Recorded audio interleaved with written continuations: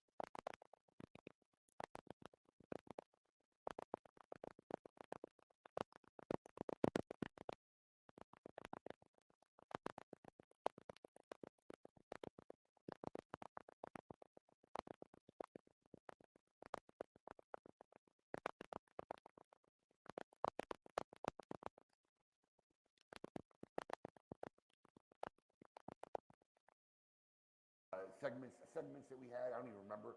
We had the voiceovers for it. We expect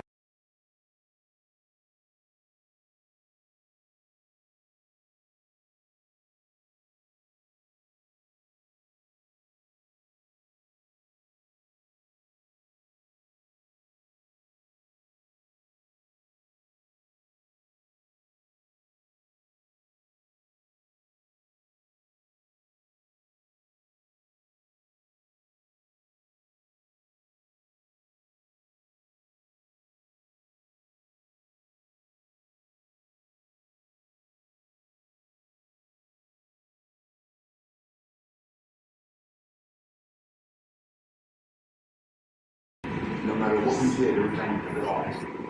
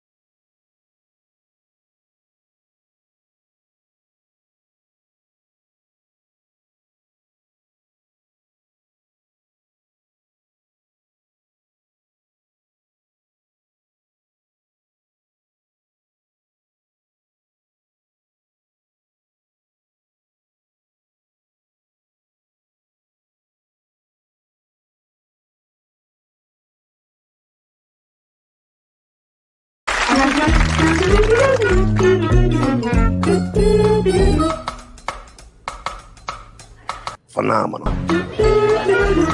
Phenomenal. Phenomenal. Phenomenal.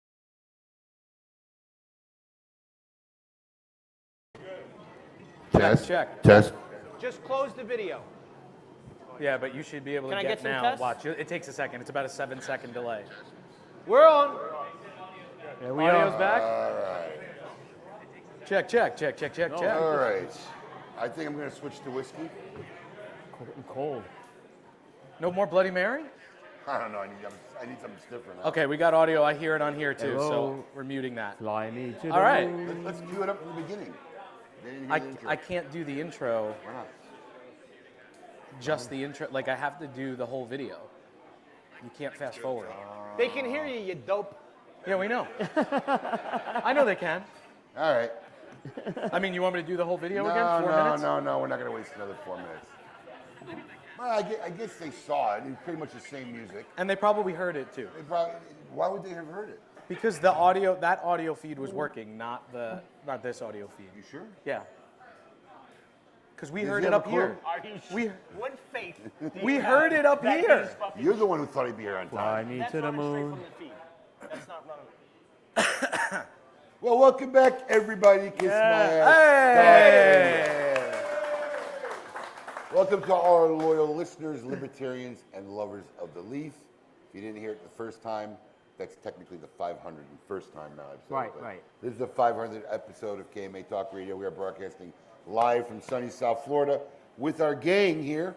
The man they call the GOAT, Rafael, Paul DeGrasso, and in from the mid-regions of North Carolina. North Carolina. Ah, thank God. I was blacking out for a second. William the Scoop Cooper. You got in what, last night? Yeah, I got in when I saw you. Pretty much. That's when I drove in, yeah. You drove right here? You didn't go to a hotel first? I didn't go to a hotel. I said, I'm stopping by. I need a smoke. But I made really good time because I didn't leave till late. That's a drive, man. 9 hours. And I only stopped once, yeah, so, Did you stop at Buc-ee's? You hit it good. yeah. Gary Brooks. This is now episode 501. 501, 500A, 500A. 500A. There you go, 500A. yeah. So we got people from near and far. We mentioned it earlier in the show when no one Yeah. can hear us, but it's got a great crowd in here. People we haven't seen in a long time. Yeah. People came far away. Rick Girardi, the writer and singer of our theme song for KMA Talk Radio. Just very good group. It's good to be doing it live. One of the reasons why we stopped doing things live here in Boynton Beach we were talking about is technical difficulties. And we got everybody back. And what did you guys think about the new intro? Did anybody catch it? Yeah? You're the only one? Good job, He Jeff. was, he was watching. Give it up for Thank Jeff you. Wall. I mean, I got it. Jeff Wall. Thanks, Jeff. That was Paul wasn't demoted. That was a brand new KMA intro. No, he's I don't but- know. Wait. Is there a? Of course. I mean, what's less than where you can put Paul? Not on the show. Well, no, That's he's not the demoted, lead guy still. He's the number one. He was the intro. No, dude. They always do the big guy at the end. Oh, I know. And is the big guy. Yeah. But then isn't the second biggest guy the intro? Is it? I don't know. Okay. We just get him out of the way. Reverse quick. order. Then we go in reverse Yeah, order. reverse order. I go first Just because get I'm him last. first. We get him out of the way. I literally did it from tenure Yeah. to least important. It's like, you know, in a TV show, they say the last From person here in to the here, credits. it's tenure. And, yeah. And then it went to least important. Okay. Makes sense. That's how we did it. Yeah. Oh, makes all sense. right. Yep. Well, I couldn't include you in tenure because then you'd be ahead of Coop. I'd be ahead of So everybody we but you. went tenure for us three and least important for you. Yep. But yeah, it was a new intro. Next week, hopefully, you guys will catch it. But we worked a little bit on it. We went a lot of different directions. But it's nice to change things up. And I thought episode 500 would be a good time. Catch people at home up a little bit. We found our dummy dialer archives. Those are going to be back up. Alex, I didn't realize this. Alex had never heard them. He's coming to my office laughing. Epic. Oh, really? Yeah, he was laughing yesterday. Are we gonna cue that up? Huh? Let's cue one up. You want to start with dummy? We might as well give somebody to laugh about. Let's Epic, cue one up. epic, We're epic going to stuff. queue up one of the dummy dialers that we Find pulled out of our Nestor. archives. So let me give everybody a history of anybody doesn't know how dummy dialers started.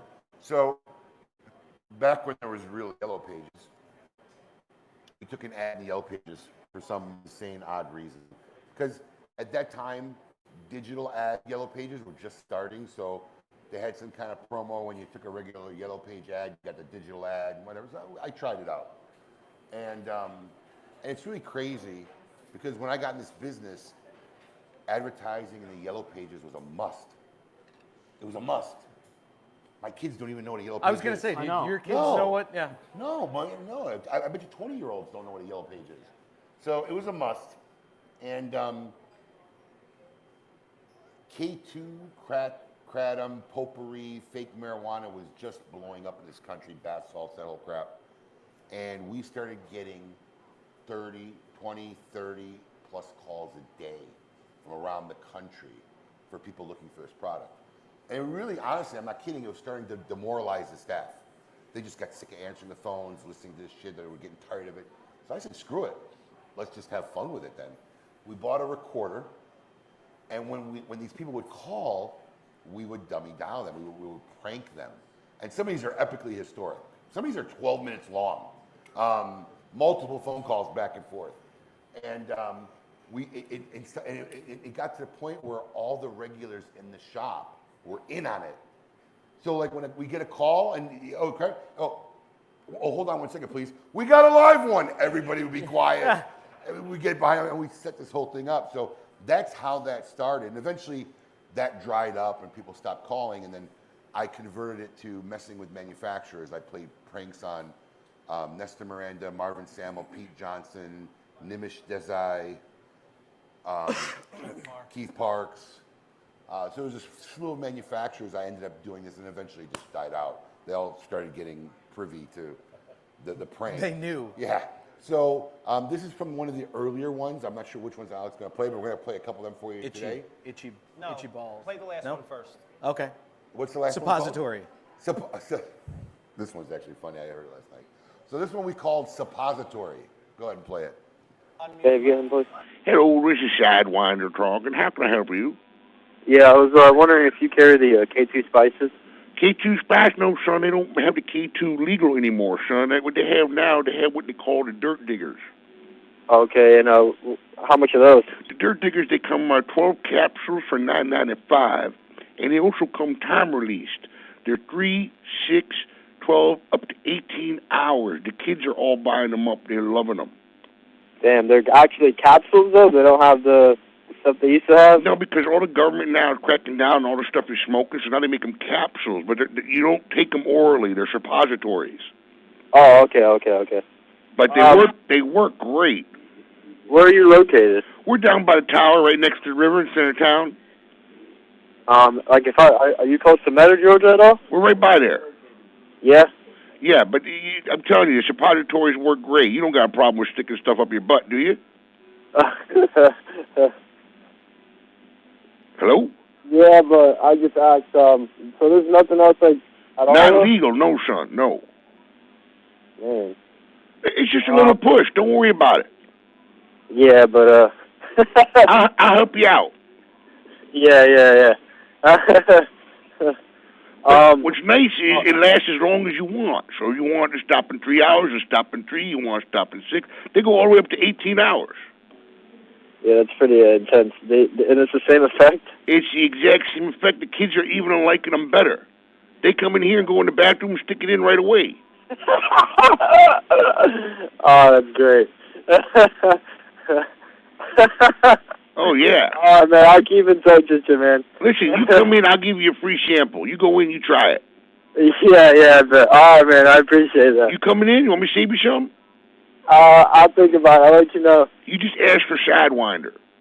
Sidewinder. All right, dog. All right, buddy. Peace.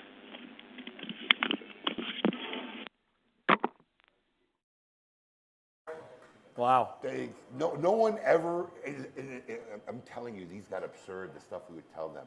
And it never deterred them. I mean, some of these are really going to be funny, as you'll hear throughout the day. But, and never give them a physical address. It was, I would always say we're by a water tower, because there's like a water tower. By the water tower, by the river. Right. Every time. Yeah. Like every town, there's a water tower.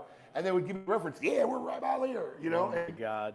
These were brilliant. We had a lot of fun. And it turned something really like aggravating for the staff. They looked forward to these calls. It made our day. It made the customer days. we would cry at some of these, and some of the times guys had to leave the shop because they couldn't refrain from the dialogue that was going on. So we got a couple more treats for you as far as dummy dialers during the course of the show today. Being that we are now behind schedule, I see no reason we don't get our first guest on now. Are you planning on playing the intro? Oh, we can, Should I yeah, mute you? absolutely. Yes, play the intro, that way we can call him over.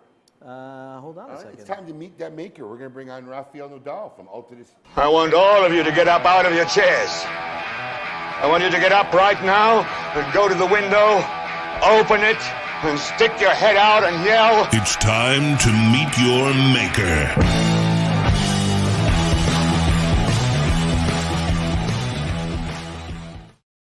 Sir, there's your mic. Hello, Hi. hello, guys. Are you having a good time? Are you having a good time?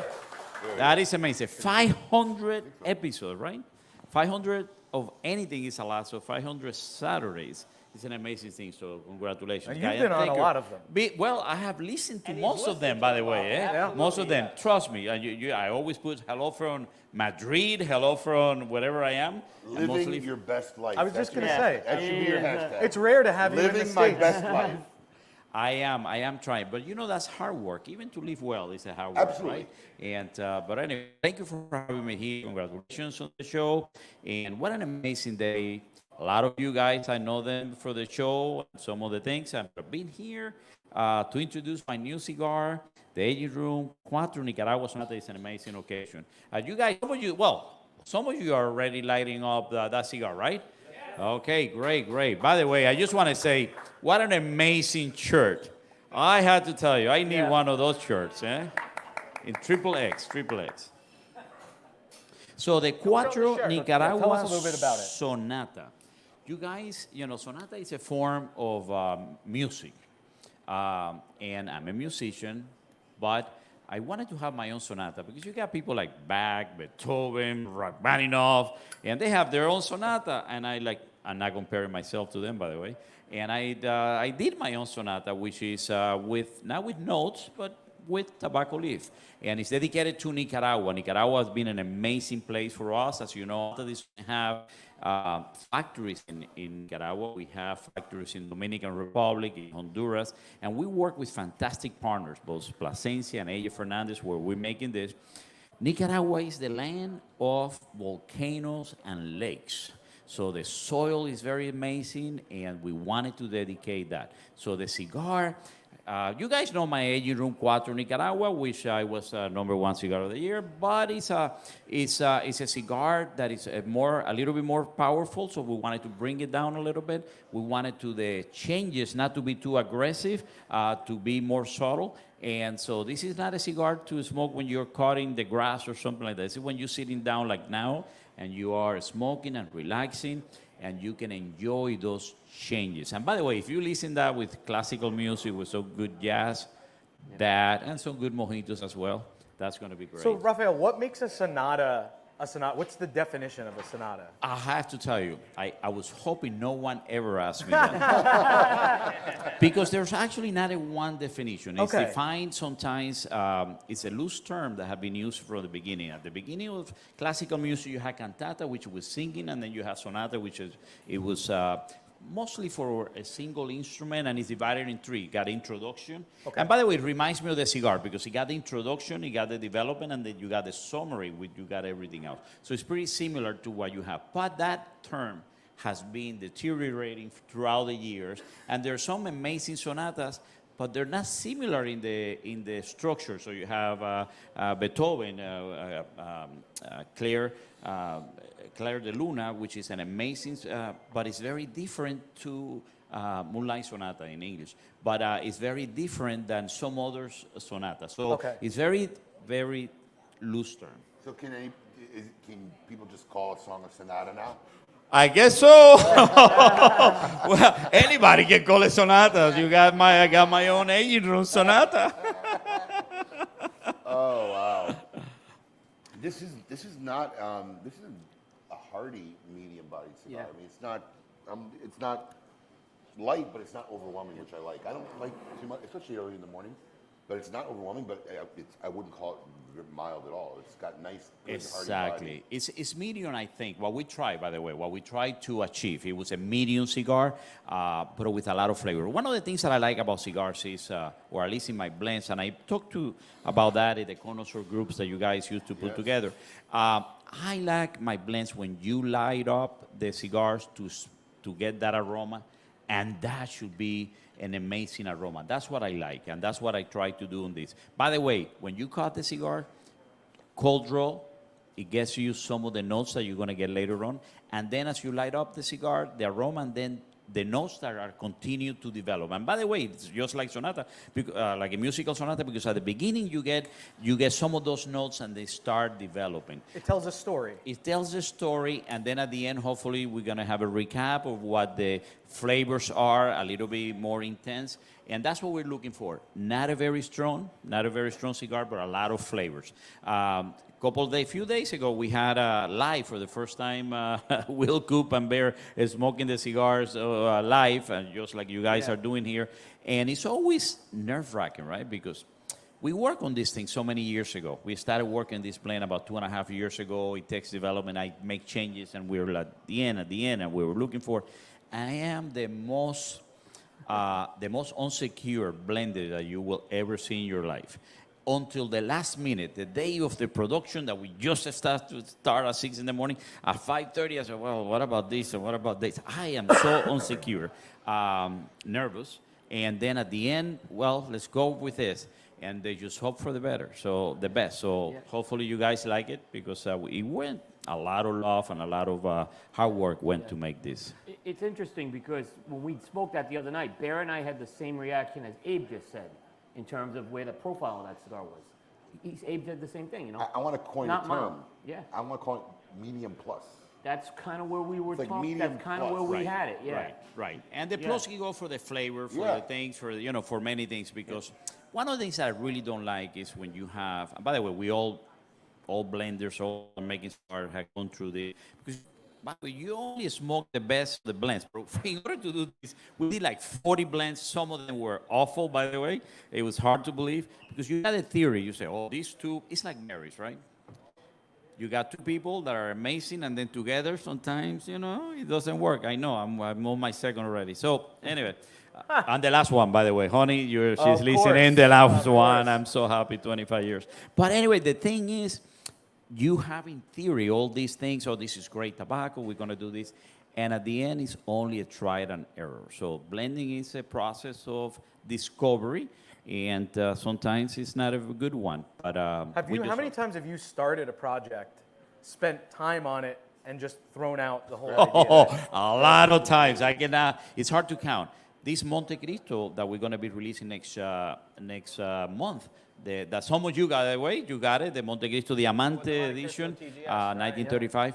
That is a process that we started, and we just said, we need 6 months of rest, because it was just not going anywhere. It was like from good to bad to worse, and we felt like we have nothing. You have to take a break. We just have to take a break. And then 6 months, by the way, we didn't talk. I didn't talk to Eddie about it. I didn't talk to my team about it. We just have no discussion about it. And 6 months later, we met for the first time, and the first blend, it was amazing. Right. So I tell you, that break, it was really needed. It is really a creative process then, right? I mean, that's like any other kind of creative process where sometimes you need to step back from it to... Cooking's a creative process. Yeah. I think any time you're trying to make something that doesn't exist, that's a creative process. Absolutely. And then sometimes you start with, in your mind, what you want, right? And not very good at that. And I know many people do it, and sometimes it's needed. But for me, it's to start from zero. It's nothing like a start from zero, and let's see where it takes you. Sometimes, because what I find myself doing is when I have an idea where I want to go, I'm just so focused on that I might touch in a great blend, and I might not use it because it's not what I was looking for. Right. So I just let myself, it took me a growth in the blending to get there, and I said, listen, I just cannot be restricted for my own incompetence of just looking at this. I need to just let it go and see where it takes me. And that is difficult because sometimes it takes you to really bad places, but those are the times that we find ourselves with an amazing blends. Do you think that you could teach someone, a novice, to blend, or is it does it start with a gift? Please, Huh. you take Paul. You can be You your know, apprentice. I really think this is, for me, it's like music, right? Like composing. So when you compose and you teach someone like composing, you teach someone the techniques and Right. the basics, right? The fundamentals. The fundamentals. I But tell then them like after this that all the is the time. art that They have to have that something in them to. I kinda- know, and I work That's with the a lot part of people. you can't teach. Right. You can That's teach. I had a great coach growing up, and one of the things that stuck with me is I could teach you the fundamentals, but I can't teach you the finesse of the game. Right. And the finesse is what makes the difference. Absolutely, and it makes a huge difference because I work with a team and we all have different ideas, but we have different ways of getting where we want to go. And by the way, we all see the goal different sometimes, so it's a little bit challenging. But like Abe was saying, you can teach someone the fundamental. That's what we try to do. And by the way, that's what we want to mentor people. Because in music and everything else in life, just like you guys do here, you want to mentor people that will go and hopefully going to be better than you. That's the goal. And we are working, my kids and so many other team members, that we want them to be a lot better. But it's a creative process. We have a question that Alex posted because I'm sure he wants to know too. But one of our listeners is asking if you play chess at all. Yes. Garrett Roberts. It was I Garrett? was gonna say, yeah. Yes, I do. Our friend And from How About That Cigar. Hello. Since I started in Cuba, if you can see me, I'm not a sport type of guy. This body was not made for a sport. And I know a lot of bowlers with that exact physique. well, yes. But that's a heavy ball, by the way. But anyway, so chess was the only thing, right, that I was good at it. So you played it as a kid? I played as a kid. I went to school. I went to competitions and things like that. So yeah, chess from the beginning. He's our resident chess master. We got to get. Yeah, I'm not sure I can make it there. I said as a kid, right? But right now, it requires a lot of patience and really thinking one or two steps before. And Cuba had an amazing chess player called Capablanca. And when I went to the tournament, it was amazing. So Cuba has a lot of great sporting events surrounding chess. And so that's the only sport that I ever played. Wow. How did we not talk about this before? Yeah. We talk about music, we talk about cigar, but chess in Cuba, that was amazing. Because what I couldn't do in chess, it was sometimes we have some competition with you play blind against 17 or 20 people, and the guys go blind and said, do this, and you tell them what you played. And we have some amazing people. And when you are little and you see these people with so much talent, it's really frustrating for you because I say, I'm never going to make it like that. So that's kind of... You know pretty early whether you're going or not. Yeah. But I tell you, just like music, chess is an amazing thing to help the developmental process and the thinking process. Absolutely. And that is definitely good. Do you, all right, so where are you going next after you leave here? I assume you're flying to Germany or somewhere? No, today? I'm going to be something that I was going to be, that I did last Saturday, which is sitting at home with a cigar, listening to the show, and having more cigar, more mojitos, and food. That's all I do. No, but the next trip is Vegas. We're going to the PCA. I'm glad you brought that up. We're going to the PCA in Vegas, something that we are very excited to be back. I can't tell you how personally happy I am to see you guys come back to the Absolutely. trade show. In fact, I'm holding on to the fact that my prediction was right, because as far as I'm concerned, Altadis was the first to return. Well, I'm waiting for Coop to argue with me. Give me a second.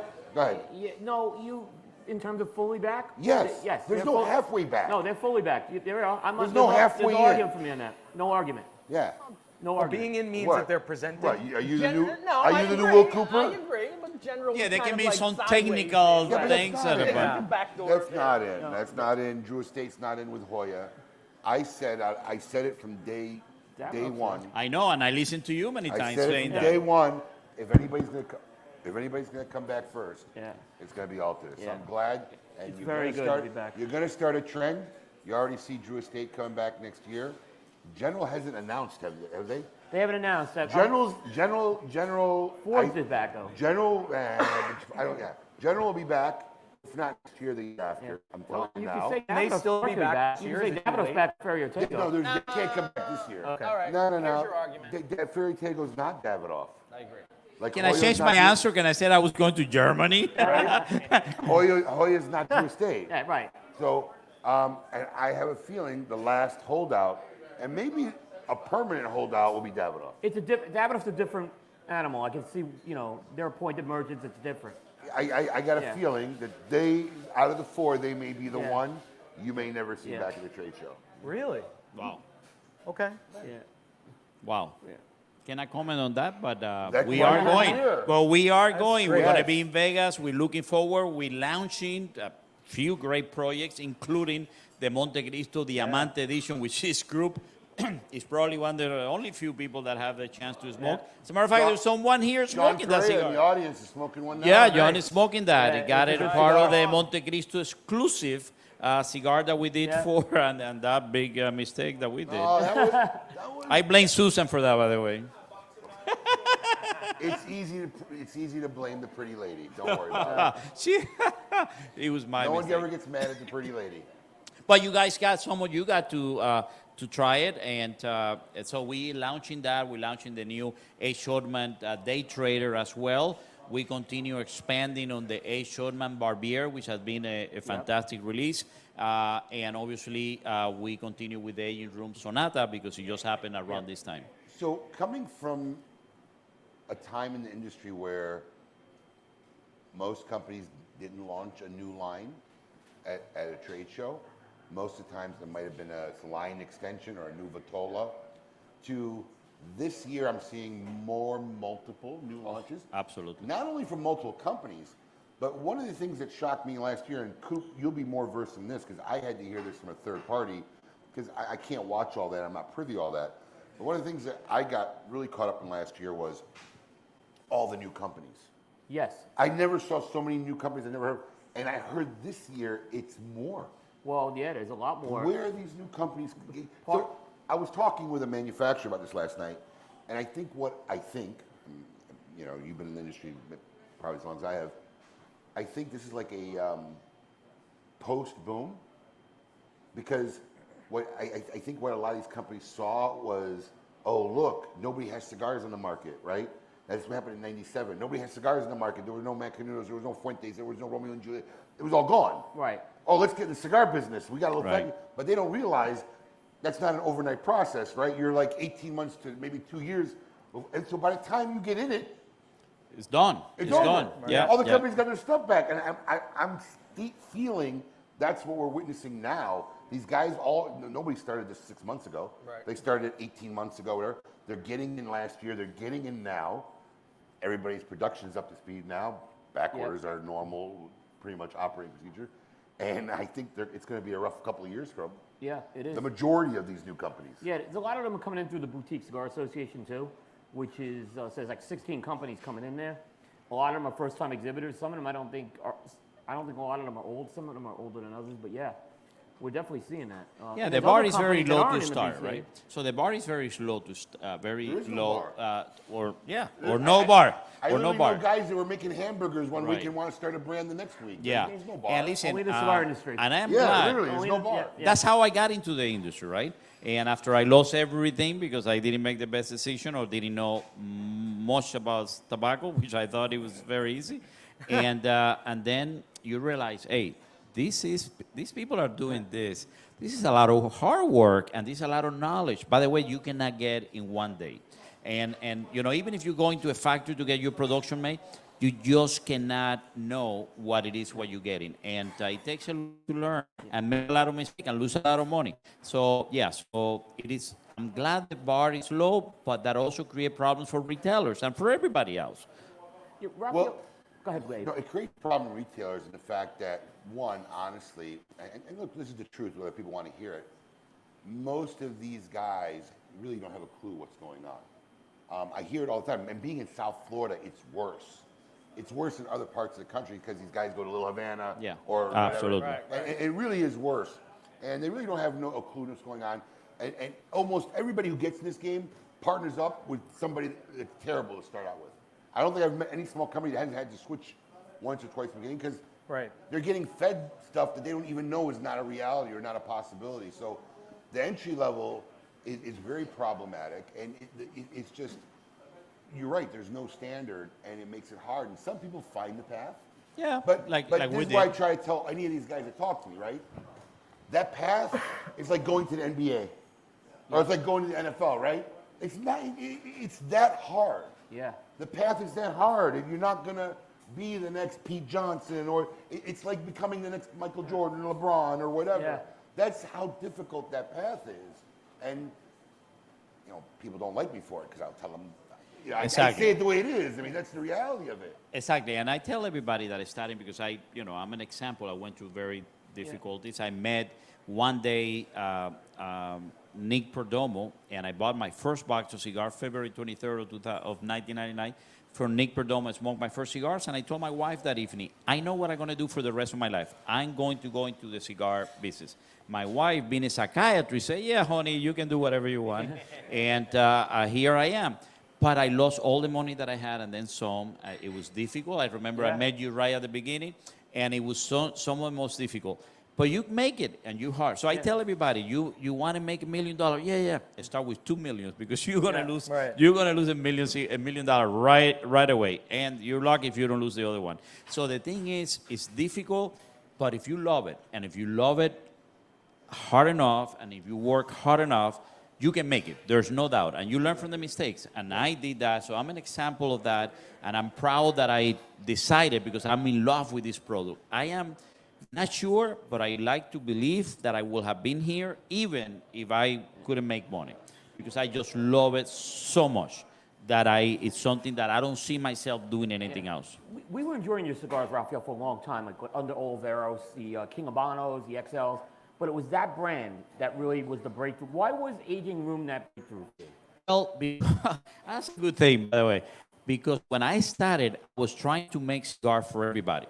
You like medium cigar? I'll make a medium cigar. You like a strong? I'll make this. And you like big ring size? I started making big ring sizes back in 2005. Oliveros XL for men. Oh my God, what a name! Look like a perfume or whatever that is. XL, yeah. And when I started with Aging Room, a medical commitment, things were doing extremely bad for me. And I said, I only going to make cigars that I really enjoy. This, if I don't sell it, I don't care. And God is so funny that the day that I start not caring about what people thought, I just started being successful. And so this is an example. You have to really do what you do. Yeah. I was able to develop myself in the taste, and I love the creation process, just like a musician or food or whatever. But at the end, the only thing that worked for me is stop caring for everybody else. And if I didn't sell the cigar, he didn't care. I was going to smoke them, and that's it. And that day, things changed for me. Yep. It reminds me of an analogy, right? When I go into a restaurant, or I'm thinking about where I want to go eat, the last thing I like to see is an extensive menu. I agree. It deters me, you, right? Yeah. An extensive menu in a restaurant deters me from wanting to eat there. Absolutely. Because that tells me they make nothing great. When's the last time you've been to Cheesecake Factory? I won't go there. Oh my God. He's like four. I specifically don't go there because of that. Because I know in the restaurant industry, out of that menu, there's 10 items that they probably sell, like regularly. Yeah. The rest of that shit is frozen, waiting to be ordered. Right. That's why I don't eat there. Absolutely. I love it when I go to a restaurant that's got 8, 10, 12 items, and that's it. Because I know they're rocking those 12 items. Right. That's what they're going to make. So absolutely. It's kind of a similar analogy there on that. Absolutely, and that's why we are concentrating on Aging Room, the Aging Room 4 Nicaragua, now with the Aging Room Sonata. We have sometimes a small production like the Rare Collection, which I did here in the back, and but we concentrate on what we think we know how to do it. That's the key. But now you've been able to take your philosophy, and now you're with Tobacco Area USA, and I'm seeing what you're doing there. You're showing you can do it at a bigger scale. And the luckiest man alive, right? So I like, if I was a painter and you like paint a little canvas of this company, Tabacalera USA, my boss that is probably listening, Javier Estade, who gave me this opportunity. He gave me a huge canvas, and he allowed me to create. And to his, he doesn't interfere. As a matter of fact, he doesn't get the cigars until they are going to the market. I don't give cigar to anybody in my office. Really? Yeah. Because I am afraid. I told you, I don't feel good when people come and say, this and that. I feel very nervous. So I don't want people telling me this because, it might mess up my thing. And my boss allowed me to create. And now, it's not the same of creating a cigar for Aging Room or creating a cigar for Montecristo, for Romeo and Juliet, for H. Shortman. And that has a huge responsibility. And that I have been given that opportunity. And I am the luckiest man alive. No doubt about it. And you know what? You can tell that's how you feel. Yeah. You can't hide that kind of expression. Absolutely. We're going to take a break late because we're going to kind of push the show a little bit back. So, oh Jesus, I had a point to all that. You had something. It left me completely. All right. I'm sure it has to do with food, but anyway. No, we got a couple things. We do have something. Look, Altus has been a phenomenal supporter of the show. The growth of the show, the development of the show has really been through Altus's main sponsor. Really, through day one, right? I mean, they've been involved since the very Altus beginning. been involved in day one, but Rafael really, I think, after becoming a fan and watching the show, really wanted to take a major role in KMA Talk Radio, and we appreciate that. And it's really funny, and this is the point I remembered because it was our conversation last night that we were having about him. Yep. Because we got a little giveaway we're going to give away before the break, too. I could be wrong, but we were talking about this, Coop and I, last night in my office, and I feel you as a presence in our cigar industry and with Altus USA flourished during COVID and grew from COVID. Yeah. I don't know why, and you could correct me if I'm wrong. I got my team here, by the way. I want to say hello to Susan, Oliver, Chaim that is over here, and Jill. Thank you for coming, guys. Yes. But we were talking about this last night, and I said, we never really thought about it. I can't remember how we came up. Yeah. But I said, you know what? Rafael really wasn't as active. I think COVID, as far as the face of somebody in this industry and the creativity of what you're doing, it really blossomed in COVID. I mean, am I just feeling something that's not? No. But that is a power. That is a power of survival and adapting, right? So I came from Cuba in a little boat. I got to Miami, to Florida, actually Key West, in May 31st of 1980. I was 15. We didn't have anything, and my whole life I've been adapting, right, to a new situation. Go to New York, study music. Go to Miami, healthcare, no music, whatever. And then when a lot of friends during the pandemic, a lot of friends start calling me, oh my God, my business is done. That's it. Because remember those first days? Yeah. Well, that's it. We stopped. And I said, listen, guys, I have gone through more difficult things like this, and it is life. We need to adapt. And I did it, I kind of telling my friends, we can remake ourselves. And, I'm not a computer guy. I tried to sign up here to you guys' Wi-Fi, and I spent 10 minutes doing that. I'm not a computer guy, and this and that. But, hey, we have tools, Facebook. We have all this. And we said, listen, what can we do? We couldn't be stores, and we have found the way. So I did it as a way of showing my friends in this industry and some others that you need to adapt to whatever life throws at you. And not only adapt, but you need to strive and you need to work hard. And we did those lives, and I will spend doing those, lives. And we did a one that we were 7 hours on the, you guys were part of it. Yep. And 7 hours talking. By the way, I can be 7 hours talking or 8 or 10 or something. I just need to go to the bathroom and eat and drink sometimes. But anyway, so the thing is, you need to adapt. And what I did is I'm not going to let other circumstances that life throws me play with me. And we released as a company amazing brand. Some of you were smoking the Reserva Real, Romeo and Juliet Reserva Real, the 1935 Montecristo. We launched that in the middle of the pandemic where most companies was pulling back and said, this is our time. We need to.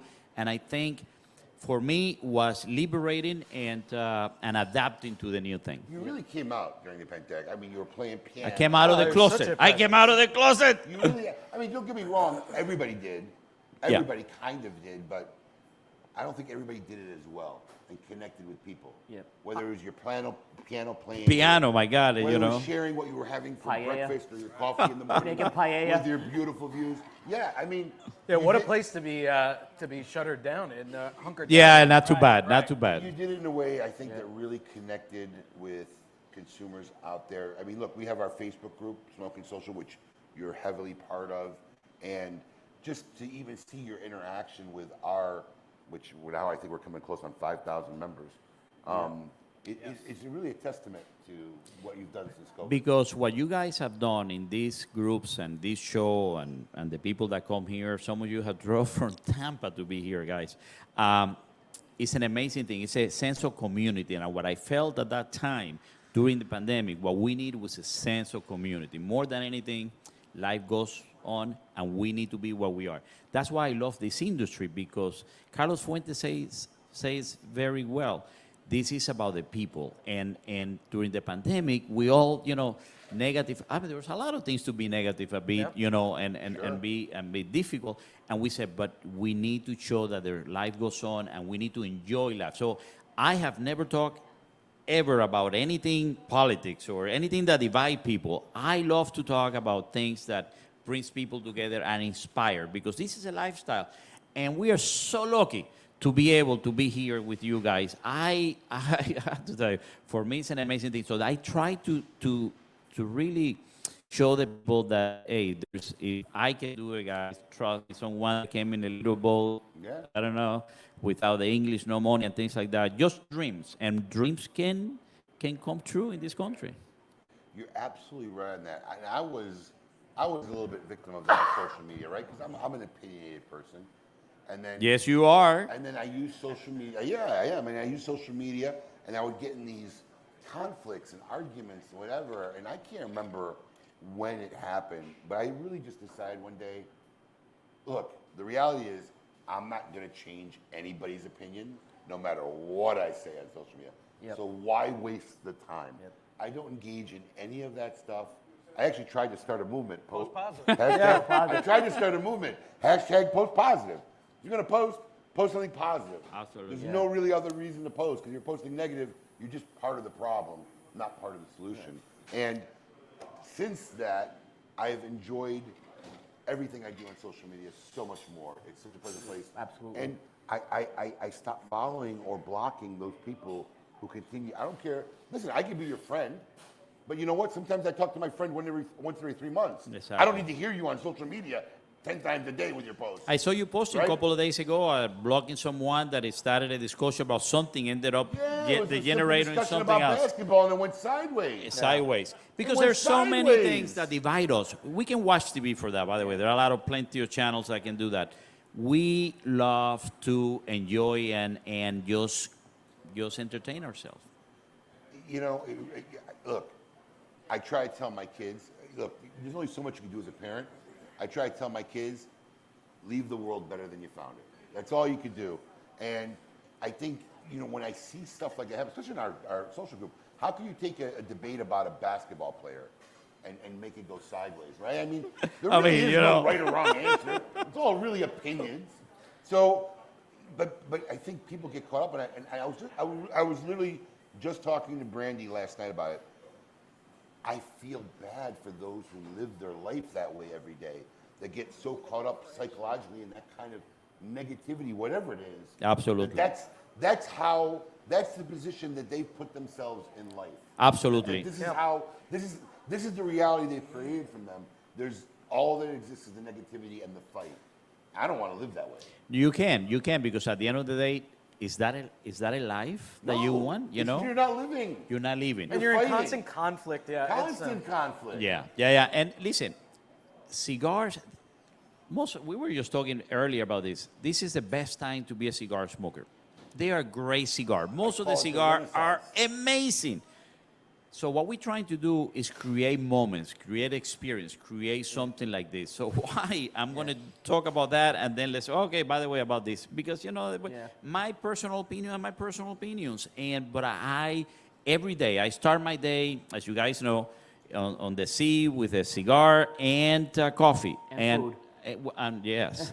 And that makes me have a better morning, right? Yeah. I used to read the hard news and things like that. I don't do that anymore. I just listen to music because I want to start my day fresh and, in a happy. positive way. Happy. Positive. Yeah. Happy. Right. Yeah, right. And people don't understand that they can actually, they have the ability to mold their outlook on life. We were just talking to my wife, we had a big conversation about this, how people will mold such a negative universe for them, and they never get anywhere because they feel that the universe is weighted against them. Yeah. And listen, most people don't know, most people, close to me even, don't know my struggle, how broke I was, how I had to empty out my first two kids' college fund at one point. Oh, God. Because we didn't have money. Everybody thinks that this is the way just happened. Yeah, this is the way it's been since day one. Right. They don't realize the 150-hour work weeks and the not going places and not living in a home. When we had 3 kids, we lived in a townhouse because we worked at it, right? But I never felt bitter about it. I just kept saying, how do I get there? This is what I need to do. Part of the process, right. how you get. Part of the process, right? Struggle, fight, whatever. But we know so many people around us that can't get past that. This is the way the world is, and I'm a victim. And it's not. And look, we haven't had a deep dive in Rafael's history because we've had it on KMA a couple times. Yeah. But Rafael has a really amazing story and how yeah. he came to this country. So you want to talk about somebody who really overcame a struggle, and in the words of Virginia Slims, which most of you youngins out there won't know, you've come a long way, baby. Yeah. Right? Virginia Absolutely. Slims. And by the way, if we can do it, you did it, all of us done it. If I did it, we can all do it, and there's no doubt about it. And talking about the pandemic, that's what I learned, and that's what I try to protect. Doesn't mean that I wasn't scared. Doesn't mean that I wasn't, oh my God, I wish that. But if I can feel good, I enjoy myself. Here, we had the Red Meat Club over here, and we did an amazing show, him cooking and his son, and all these things. So we try to do all those positive. We have the power to make it happen, and it has to be positive. And that's why when we try to do the cigar, when we try to make the new blends, it's reflective of that positiveness that we have and our optimism for this country, which is the best goddamn country in the whole world, and opportunity to people like me that came from nothing, and you can dream. If you can dream it, baby, you can make it happen. No doubt about it. Who was I talking to in the warehouse recently? It's something that people, honestly, who are born here, I believe, have a disadvantage. Oh, my mother-in-law. My mother-in-law went to India, right, and never seen anything outside the United States. So now she's looking at India and how they. And this is why when people come to this country, another country, they appreciate everything and work hard. And I saw it with my father growing up. My father came as an immigrant. 1971. Sometimes when you're born here, you just don't feel that because you don't know how bad it is. This is the normal, right? Yeah. You don't know how bad it is that. somewhere else, right? He's talked about how great. This is the one country I've always said, if you really work hard, you'll never want for anything. You really will never want for anything. This country has a lot more opportunity than any other country. And by the way, when we talk and we see sometimes the polls numbers, how bad things are. And I'm not saying that we don't have a lot of things to get better. But when you look back, and especially outside this country, this is with all the problems, this is the best, amazing country in the whole world. Because people like me get opportunities, right? And we are allowed to dream, and we are allowed to work hard. And that's what makes this amazing country, and amazing opportunities. And meanwhile, he knows because he's all over the world all the time, as we see. Every other week he's somewhere else. So I feel, trust me, you see the Pope, when he goes to a country and he goes and kisses the soil. I feel like that when I come out back to the United States from many countries. I feel like, oh my God, I reached the promised land. Right. And it is happened. I travel every month, and it's almost every single time because this is amazing. What things that we take for granted, for God's sake. It's just little things that we take, like water. I mean, look at the water. I'm sorry, I only have this Pellegrino and the other one. Yeah. And water, please. You know, it's amazing the things that we take for granted. Yeah. And you're right, Americans that were born here, since they don't have a way to... I sometimes believe they're at a disadvantage. Yeah. They really are. Because of that. Because they just don't know sometimes. Now, if you get out and you get to see it, like my mother-in-law just saw it and she was shocked. I mean, she was like, yeah, India's got to be India. It is. And she was shocked. I mean, she saw the nice thing, but even the hotel that she stayed at, you ready for this? The lock on the door was one of those. That's the whole. That was the lock on the hotel door, the little slide bar. Yeah. High tech. Right? Yeah. So, yeah, I mean, there's definitely an appreciation. And look, love this country. And look, it's going to have its good times and bad times. I just always try to stay positive. Of course. I do the best I can today, live for today, make tomorrow better, and that's all you can do. Are you going to tell me that on 500 episodes that we're celebrating today, you have not felt many times like, oh my God, I have to wake up Saturday morning? Because you have family, you have kids, you all have kids. Yeah. And being every Saturday, guys, it's an amazing, difficult things that you guys do. There's times in the morning when one of us may text the group and say, listen, you're going to have to carry me this show because I've done that. I've done that. I'm going to need you this show. I'm not up to it. You guys are going to have to help. I'll be here, but you're going to have to carry me through the show. And that is an example of why, of dedication and passion for what you do, because at the end of the day, this is the goal. It wouldn't be possible, this 500 episode, if you guys didn't wake up every morning and do this. This was a 13-week gig when we started this. Yep. It really was. This was a 13-week gig. That you had to be convinced to do. I didn't want to do it. The guys from Clear Channel came to me at the time. That's iHeartMedia today. And they wanted to do they had a slot in the morning. They wanted me to do a radio show, and I didn't want to do it. And at that time, Adam and Brandon both worked for Clear Channel, and they convinced me, you got to do this. So we really did it as a 13-week, all right, we'll have fun for 13 weeks, right? Yep. It was a 1-hour show. 1 hour. And our biggest fear was, what the hell are we going to talk about for an hour? Right. But then quickly you realize. Oh, God. But so many people got into it in that 13 weeks, we're like, oh, boy. So then we got approached by another local channel, CV Radio at the time. And the program director, one of the big hosts at the time, was a customer of ours, loved what we're doing. Says, look, you got to come on. I'll teach you how to do rejoiners. I mean, I'll really help you make a good show out of it. And he did. And that's kind of when we grew a little bit. But our show, and I think why we're still relevant, is we just constantly evolve. It's always changing. We'll try something new. It burns out. We make new segments. We make new shows. And like even the biggest evolution, which we did, less than a year ago, right? About October. Right? Yeah.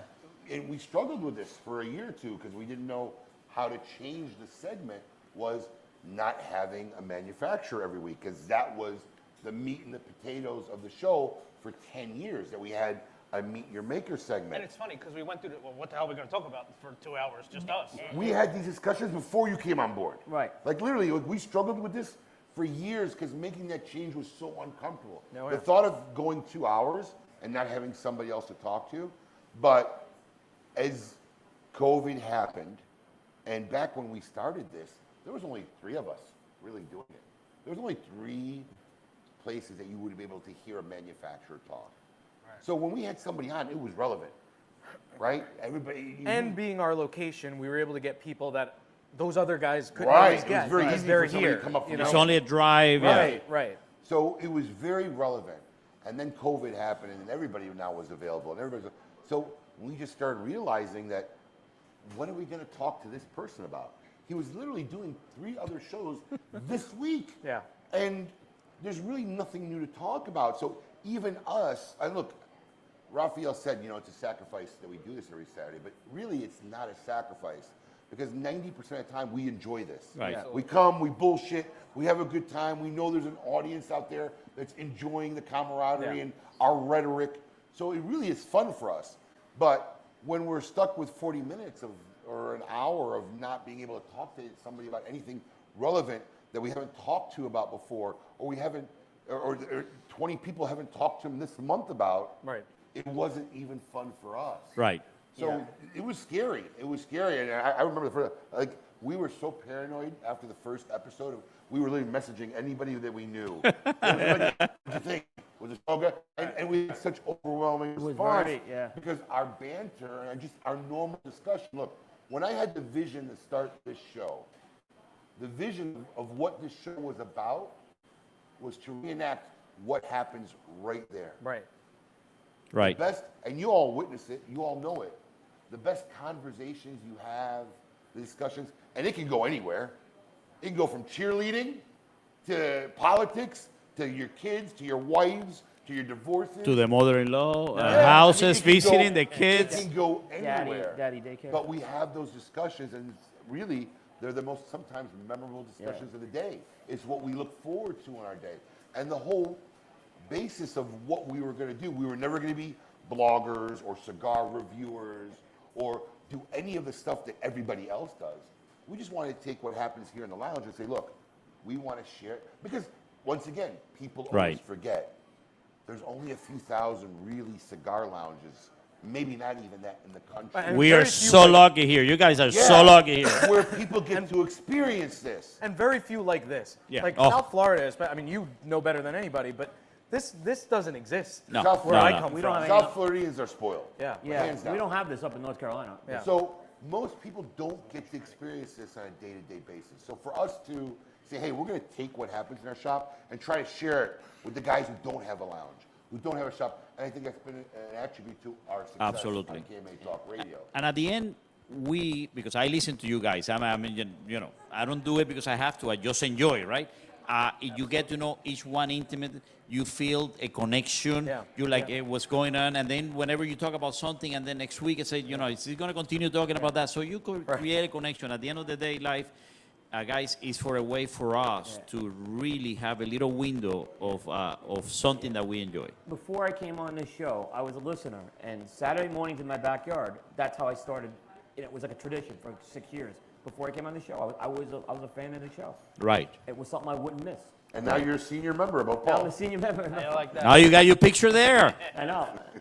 I remember the news, right? When you used to do the Bloggers Corner. I survived the Bloggers Corner. Oh, I had the audio intro to that show. It was so fun. It was one of the ones that's corrupted, yeah.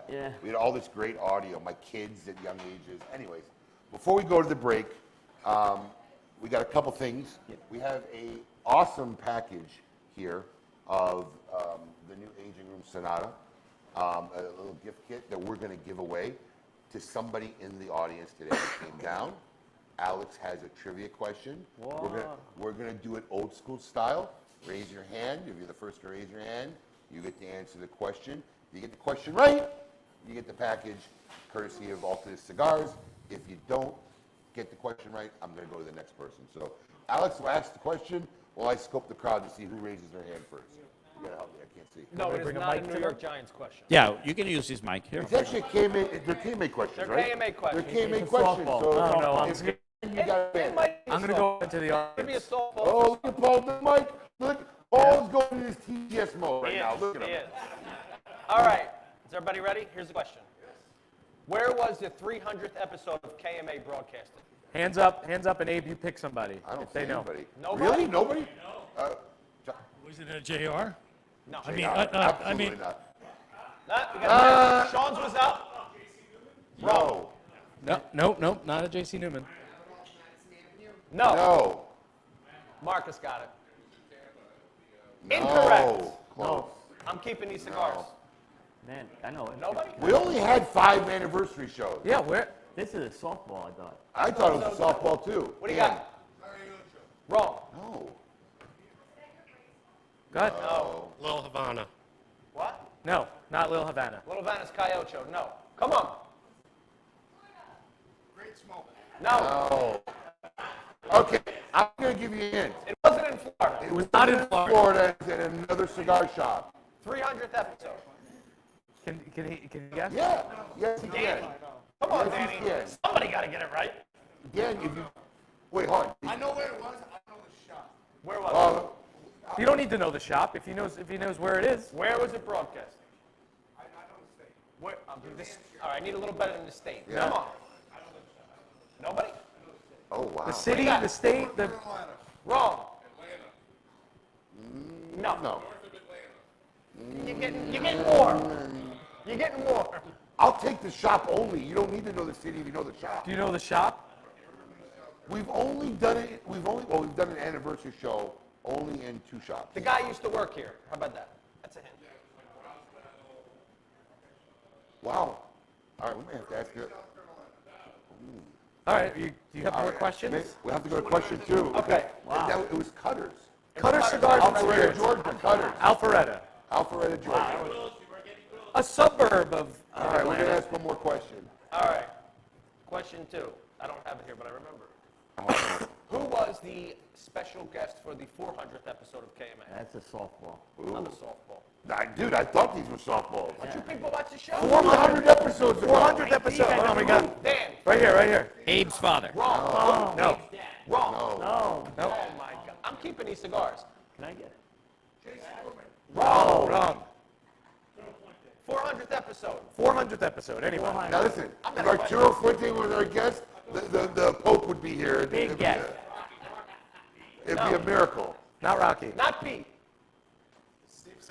Wrong. No. You thought this was a layup. I thought. Can I keep pushing? Yeah, no.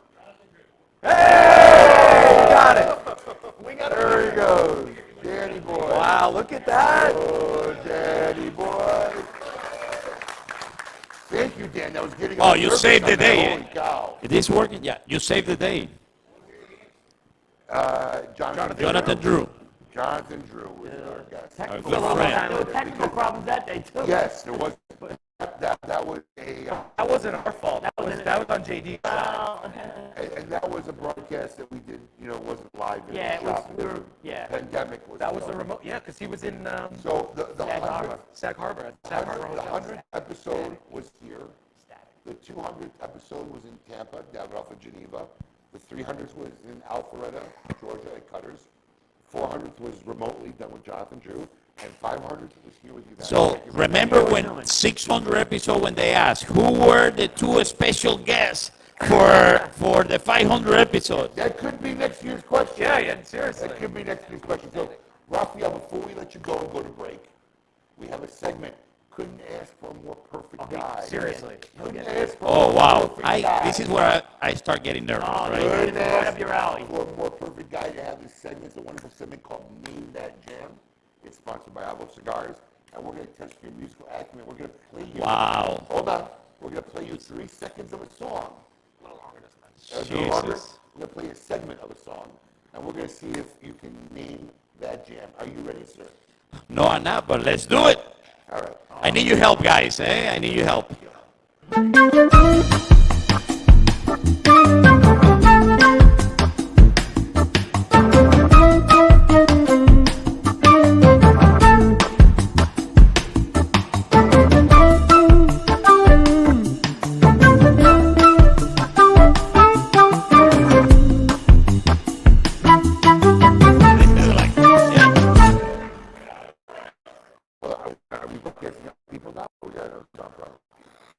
Wow. Static. I got static. Are we good? Good. Okay, let's do that. Let's do it. Here's your segment. Are you ready, sir? Ready? This is Well, I'm not, but let's do it. I got it. All right, here we go. Guys, I need your help.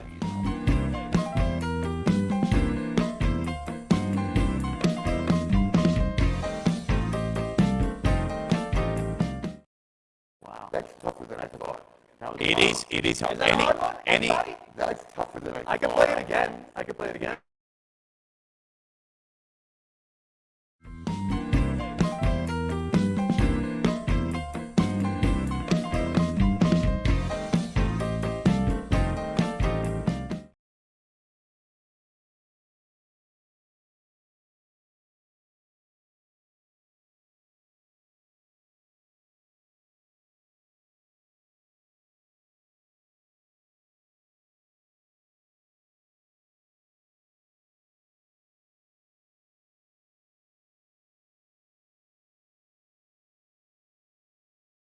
See the answer. I like to smoke 'em like Sir Winston Churchill, like John Kennedy, yeah. Remember Coach Red Auerbach, smoked 'em for victory, yeah. Well, you can take my wife, take my car, but you can't take my big cigar, my cigar. Down again. Wow, that's good. Sorry, guys. Rico Gerard, you still here, Rico? Thank you. I can't see you. There he is. I see him. Right there. Right there. Writer and performer. Thank you so much. Did he write that song for the show? He's right there. But did you write it for the show? No. Okay. It existed. We just loved it. So He listened to KMA. He goes, I got a song. That's awesome. You guys got to have I love it. He's been letting us use it now for 8 years now. Yeah, great. So, And a good friend also, and a good friend. so much. Both of them and his whole family, both of them. Shock. Great guys. So, before we go to the break, we're going to play a dummy downer going into the break for you guys. Because we got a couple more lined up. So, which dummy downer you're going to play? Maybe I can remember it. Do you have a preference, Alex? We got Shaggy, Baptist, Itchy. We're going to dummy downer at the break. But which dummy downer you want to play? Just pick one. Okay. Which one are you going to play? Shaggy. Oh, okay. So this is me again. You know, we've had 5 or 6 people over the years play characters. This is me again as a stoner named Shaggy. So, and then we're going to go to break and be right back. Hour 2 of KMA Talk Radio with Fred and Rewey. Keep it lit. Thank you, guys. Hello, thank you for calling Smoke Inn. All right. Do you know the address to where you at? Because your employee gave me the wrong one. My other employee, sir, I've been the only person here. Oh, Shaggy? Shaggy? Is he on the phone? Seriously, what? Did somebody answer this phone and give you directions? Yeah. He didn't tell you to bring a burrito, did he? Yeah. That's... All right. Do you know what time this is, sir? The call was? Oh, no, I don't. You don't? All right. Well, it must have been when I stepped out. That's it. I had talked to somebody, and then I was like, yeah, can I ask you guys or whatever? No, he's done this. He's done this many times before. He's a customer. I wouldn't even call him a customer of ours. That he is officially banned from the store. Sir, I apologize. How can I help you? Are you looking for anything in particular? Yeah, I'm trying to get to you guys' spot, and he led me right to a police station. Oh my God, that's awful and funny a little, but that's terrible. I hope you didn't go in. Hell no, I didn't go in. What were you looking for to begin with, sir? Is there anything I can help you with? I'm looking for your spot. My spot? But what kind of product are you looking for? Oh, some spice. Some spice? Sir, this is the Smoke Inn. This is a hotel. Oh, okay. Well, I don't know then. That's all right, sir. I apologize, and I rest assured this young man will be dealt with. Oh, it's all good, man. You know where they sell that shit at? I couldn't tell you, sir. All right. Do you know where a smoke shop is? No, sir. All right, man. All right, well, have a good day. You bet. Have a great one. All right.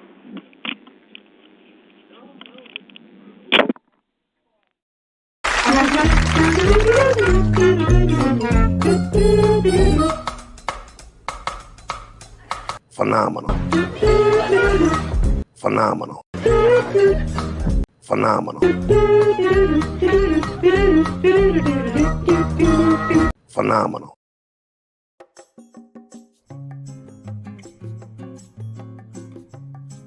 My name is Rafael Nodal from Aging Room and Tabacalera, USA. Since I was a little kid, I fell in love with a musical form called sonata.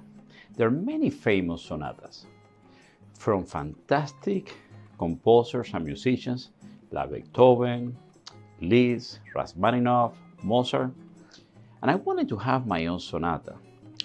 So I dedicated my sonata to Nicaragua, but I didn't write my sonata with musical terms. I composed my sonata with tobacco leaves. I teamed up with my great friend and tobacco master, A.J. Fernandez, and together we created these blends. This cigar has subtle notes. It's not aggressive. It has some great flavor, some character, and amazing aroma. So I dedicated my sonata to Nicaragua, the land of volcanoes and lakes. Cheers. Surgeon General warning: cigars are not a safe alternative to cigarettes.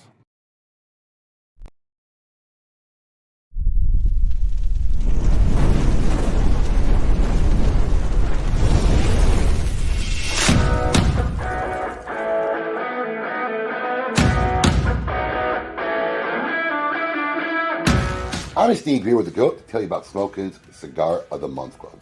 Alex, tell our fans out there why our club is the best darn club out there. Absolutely. I'll tell you why.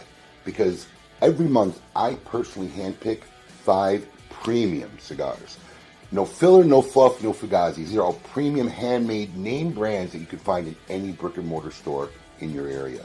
All delivered to your door for $34.95. And our average monthly retail value since the inception of our club has been almost $57. Another great feature of our Cigar of the Month Club, Alex, tell them about the ease of our Cigar of the Month Club. I'll tell you, I hate subscription services. It's always a pain to cancel them, turning them on. We've made it super simple. All you gotta do is log into your account. There's a little green button there. If it's green, you're active. You want to take a break, you're going out of town, simply hit the button and you'll deactivate your membership. Want to turn it back on? The exact same easy process. You can turn it right back on. We've made it that easy for you. Another great feature is our Double Down Club. Alex, tell them about the Double Down Club. We had so many of our members reach out to us who really enjoyed our selections every month. They wanted to know there was a way they can get 2. And we've made that very simple. With a simple check mark, you can get double this great selections every month and save $10. Does our club have perks? Of course you have perks. You want to tell them about the perks? As a member of our club, every month there's a special discount code where if you like any of the selections, we will offer them to you, so you want to come and get some more, you can get them at a special discounted rate for our Cigar of the Month Club members. And finally, expedited shipping. Tell them how fast we get the stuff out, Alex. We get the stuff out on the 28th of every month. Our membership bills on the 28th, and we get every member's package out on the 28th if it's a shipping day. 5 great reasons on what makes Smoke Inn Cigar of the Month Club the best club out there. Check it out. Peace. Hey, I really appreciate you doing the video with me. Thanks. Oh, yeah, you're welcome. I mean, you didn't let me get a word in, but whatever. What? That went great. It's perfect.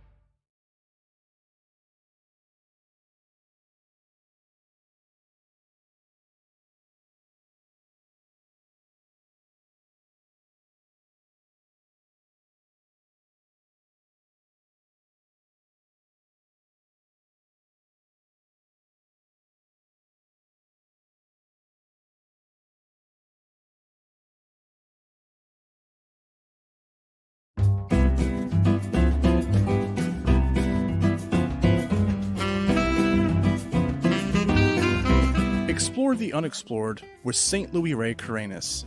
Set sail to discover an extraordinary Honduran cigar deeply anchored in tradition. The St. Louis Rey Carrenas features a Nicaraguan wrapper cloaked over 100% Honduran tobacco that make up the binder and filler.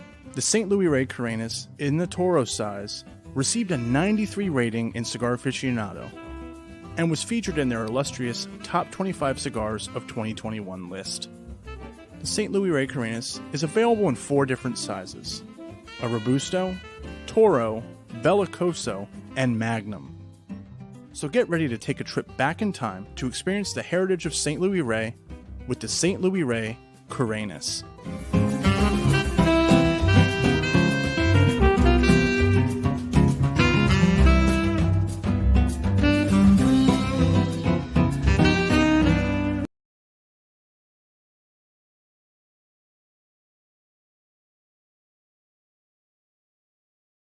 Romeo y Julieta Reserva Real is introducing a twisted love story and a twisted Toro. These cigars are an addition to the original Reserva Real line.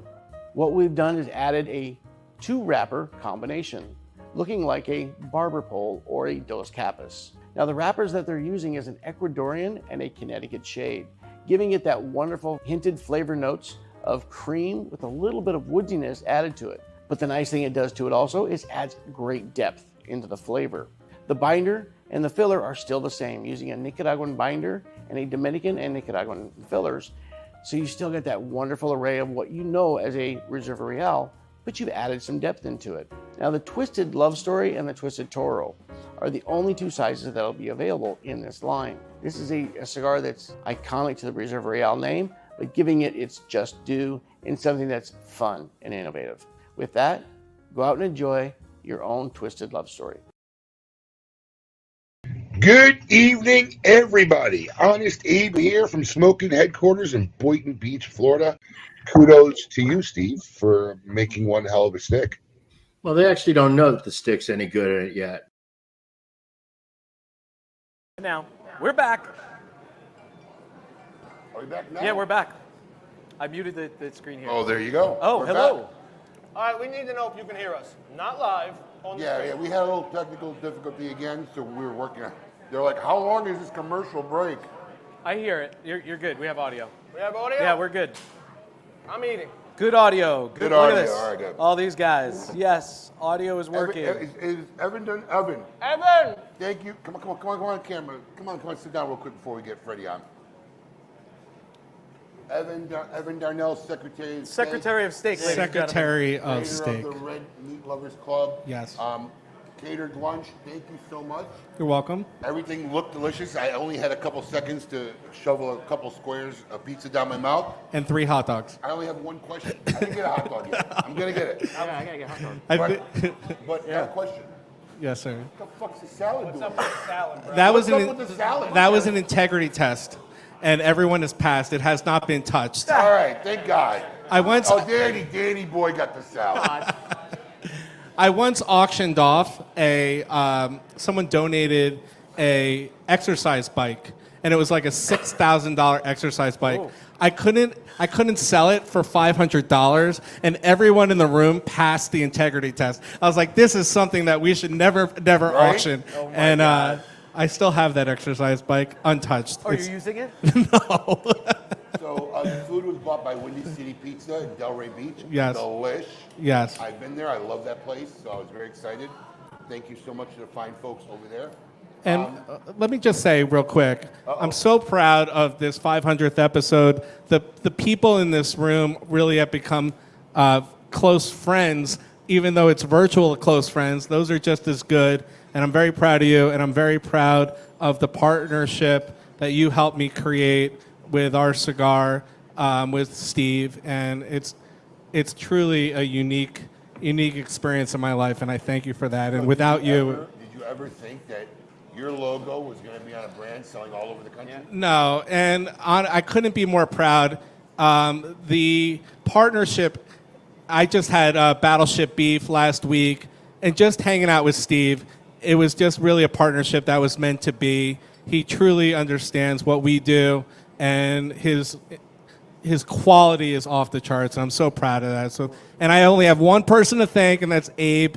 And thank you for that. That's the person you have to well, right there. yeah. Well, everything's meant to be. My friend Jill is here. She works with Altadis, and without the introduction back in 2017, about 8 weeks after I moved to Florida, without that.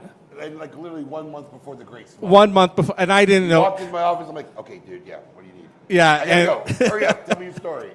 And then 6 months later, once Abe got to his first meeting, we really started this incredible thing that we've started together. You're just as big a part of this as I am, and I thank you for that. I really do, and it's been an incredible life story that we're working on together. So thank you for that. Kudos to you. Good luck. I don't think you need it. I think the Red Meat Lovers brand is going to be a big hit and one of the most sought after items in the trade show this year. So it'll be fun. Unfortunately, you won't be there, but I'll be there to watch it and see it happen. So. And I'll tell you what we do, and every event we do, we partner with a different charity. We're up to about 1.2 million raised through live auction, silent auction, and raffle. Amazing. That's not peanuts. Yeah.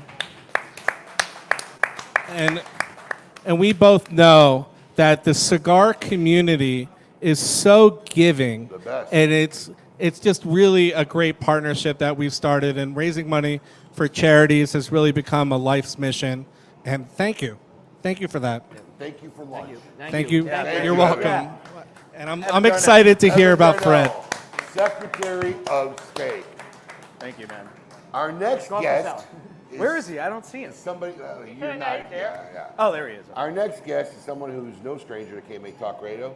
Been on it many, many times as a cigar manufacturer, as author, as a personality. Let's everybody please give it up for Fred Rewey. Yeah. Cigars. You should get a Meet Your Maker. The Godfather. Let's give him Meet Your Maker. Go I ahead. want all of you to get up out of your chairs. I want you to get up right now and go to the window, open it, and stick your head out and yell. It's time to meet your maker.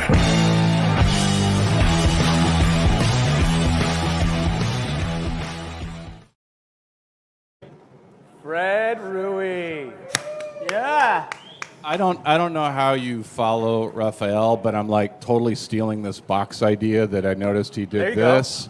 Look at that. I literally almost wore a blue jacket because I knew he would have a blue jacket. I mean, he's got the whole, arrived on a boat. I'm from Wisconsin, so I mean, I don't have anything more, U.S. than that. I'm one of the guys. I'm really one of those people. I'm very comfortable in my own skin. Always have been. Doesn't matter where I am in life. It is what it is. I make good with what I have, right? So I'm never one of these guys that live vicariously. But I'm going to tell you something. If I did have a category, if I had to come back and be somebody else, and it's not about the money, right? It's just about the ways of life. I think Rafael might fall in that category. Oh, yeah. I think he's a top 5 for me. Yeah. I had to come back and be somebody else. In this industry. Yes. Yes. He Yeah. would fall in. I got to put him and probably Herklotz in the top 5 for me. Because they look good. Yeah. By the way, congratulations on 500. I don't know why we're making a big deal out of it, quite frankly. There were 591 episodes of Lassie, but hey, whatever. I mean, there were 9 dogs. There's only one of you, so congratulations. There were 9 dogs. There were 9 Lassies? Sorry, I didn't mean it. Did you know? I did not know that. Yeah, there were 9. Seems like a lot. There were 9. I didn't know. Wait Yeah. a second. How many seasons? 591 episodes. It's odd that you actually know these facts. But they did it more than once a week, didn't they, Lassie? So there was a period where they did 2, and actually there was a special run where they did 3. But I don't know how. So I looked it up because I was trying to figure this out. I'm like, okay, who's done this? 19 seasons. So I'm trying to figure this out, and I'm looking, and I'm like, so how did you make 591 episodes of Timmy stuck in the well, and here's Lassie barking? What is that, Lassie? Oh, Timmy, what? Timmy? Oh, in the well? Okay, let's go. I don't know how they did, but you again, there's only one of you, so And all of the Lassies were male. And yeah, because they say the collies are prettier than the females. The male collie is prettier than the female. Didn't know. Wow, and I thought I knew useless facts. I know. I stupid. mean, I wouldn't have known how many episodes there were. Yeah. But that's a little fact. See, there you go. My head is. full So of there's useless Lassie knowledge. years and there's going to be Abe years. So yeah. It's true. It's true. Wow. So Fred, we've had you on a bunch of times. You've become. I have kind been of on a staple. 1.85% of your shows. Wow. He's coming in with the facts. I You figured that out? Did you do some research when you came? Well, no, I just counted how many episodes divided by 500. It's not rocket. You run a cigar shop? How do you do the math? I mean, yeah, I just did the math. I just divided. I'm above average. And you're well, half of people are above Are you average. counting call-ins? Because you've called in a couple of times and Well, if it was a show, yeah, no. So there were. We did I've done four. This is the fourth one live. Okay. So we did one out of here, one out of each studio I did, and then back here again. Okay. And then there were 3 other call-in ones. Yeah, because we had you call in quite a bit, especially back in the day with Nomad. So obviously you're. I miss this, by the way. One, smoking, because we couldn't smoke in the, no, not close to you. That's the part I don't miss. One, we couldn't smoke in the studio one, so we're sitting here talking about cigars and we can't light up a cigar. And I've eaten 16 bagels before the start of the show. Those bagels were great. Oh man. I'm sorry, I cut you off. Welcome to the show. Yeah, I mean, no, listen, this is what the show is. No, I just wanted to talk about, so you're pretty set in your role, obviously. You've made your mark with Illusione. Like, tell us what's going on now. Like, what don't we know what's going on with you guys? Well, you don't know nothing typically, so that's... Like... Here, wait a minute. I also want to point out that Fred also made it here before Paul for the show. He did, yeah. And he's coming from Orlando. Oh, wow, yeah. Hours before Paul. Yeah. And Fred came almost 3 hours away. I literally got in from Nicaragua last night at 11 o'clock at night. Wow. So, yeah. And I won't talk about why I was late. I'm a gentleman. I was late. I take you have no idea. And I got in late last night to Orlando at 11 o'clock back from Nicaragua. And I'm not going to lie. There was that moment I finally get home like, God damn it, I got to go to the show tomorrow. But no, I'm super excited with the Illusione thing. I started in the industry in 2010. It was 2012 when I had my own cigar and had a run, and I wouldn't change a thing. And I echo everything Rafael said about the industry, and what I thought was going to be easy was hard, and vice versa. But you have to have a passion, and if I could spend the rest of my life in DR or Nicaragua, and it's just like, just shut your mouth. Once you get in that border, and just absorb all you can. And then I've told the story a million times, but when I first went down there, I was just another gringo with the checkbook, and they're basically just kind of like, yeah, whatever. And then after, it was literally about almost 2 years into it, they just kind of go, all right, this person's genuine. Let's go ahead and share information with them. He's earned his share. Of I think they just want to. And it's interesting because Abe was talking earlier about all the new brands, and I saw that last year at PCA.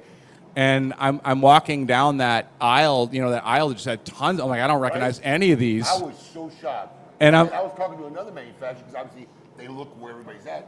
I'm like, it's worse this year. Yeah, and I'm like, God love you, man. I mean, best of luck, because it's just so hard. I mean, it's just, even, so what's your best case scenario? You come up with a great cigar. Are you integrated enough that you have access to that? Because if you're just buying tobacco, good luck getting that. One, good luck buying tobacco again. Right. And then also good luck getting the exact same tobacco. I mean, the guys that have been around for a long time that have proven themselves, they have a depth of tobacco that they know that they can go several years. Some companies can go up to 5 to 7 years. So in other words, we could have no growing for 7 years, and they can run that out for 5 to 7 years. Now they're in trouble after that. Right. But you have to be able to sustain a bad year, like a bad crop year, or maybe 2 bad crop years the tobacco's not doing. With Illusione, Dion is so picky in the tobacco. There's no marginal, like, okay, it's good enough. He is so pass or fail. We've talked about how Dion is probably one of the really true people that can smoke a cigar and break down its composition. It's very shocking. Dion is one of probably the most knowledgeable retailers as far as not being a manufacturer offhand, but one of the most knowledgeable people in this industry, not just retailers, about tobacco and strains and how it works together. And I'm usually typically amazed every time I talk to him. And he has a super palate. Super palate. Yeah. It is. So the first time I actually got to go to Nicaragua with Dion was last December. And so we were there for 5 days. Almost 2 of the days were literally just in with the Palones. That's tobacco. It's not ready yet. And he's checking he's rolling them up. Okay, keep an eye on this. Okay, I don't like this one. I don't think it's going to work. This one's great. Put this on my radar. So that's one stage that he's doing. Another stage is that they're ready to roll cigars. Now it's tobacco ready to roll. And he sits at a rolling table, and they keep bringing him all the blends. He rolls them up. He smokes them. He's like, okay, this one's good. Okay, this one, the binder leaf's wrong, so go bring me these other binder leaves. We got to swap this out. And then he has a final stage where literally they're rolled, and I've seen him reject entire lots because something wasn't exactly. So it's his superpower. It's also what sometimes has always made it that inner circle cigar because, I mean, look, everybody talks about how they have attention to detail, and everybody talks about, oh, we only use the best tobacco, and oh, we're super picky. And most of it's bullshit because most of it are, honestly, people are just, we're trying to make money. I've just seen him just leave money on the table, going, look, if it's not ready, it's not ready. If it's not right, it's not right. So, Paul, we have a photo. Okay. It says photo. Way to make it easily identifiable for him. Yeah. It literally says, okay, I'll do it. I'm looking for it. He literally told you it's the one that says photo. Okay, so Fred, you posted this the other day. So is this cooking up something new, or is this signing off on this is okay to roll? So this was, I can tell you what he was looking at is he was actually going through, I think that was one-off. And they're getting ready to roll more one-offs. And we have them in the warehouse, but it's the next stage of them, to fill that. And he's going through the entire cigar and the tobaccos that he's already had on the radar, already ready to send out, and already ready to be rolled. And he's just giving the final approval that everything went through every stage and is exactly where he thought it would be at the very end. Man, he's got great hair. Didn't we? Paul. He does have great. I think we voted him as the best hair in the industry in one episode. Did we have an episode best hair in the industry? We talked that about could be it. in the next season of Tales. Wait, did I not get that like 10 years ago when I had long hair? Did I not get that? You were in the running. Okay. You were in the running. I don't know if there's that many people that we can come up with 10 different people each. Right. I'm not hair could count, right? I think Saka has a good head. Best head?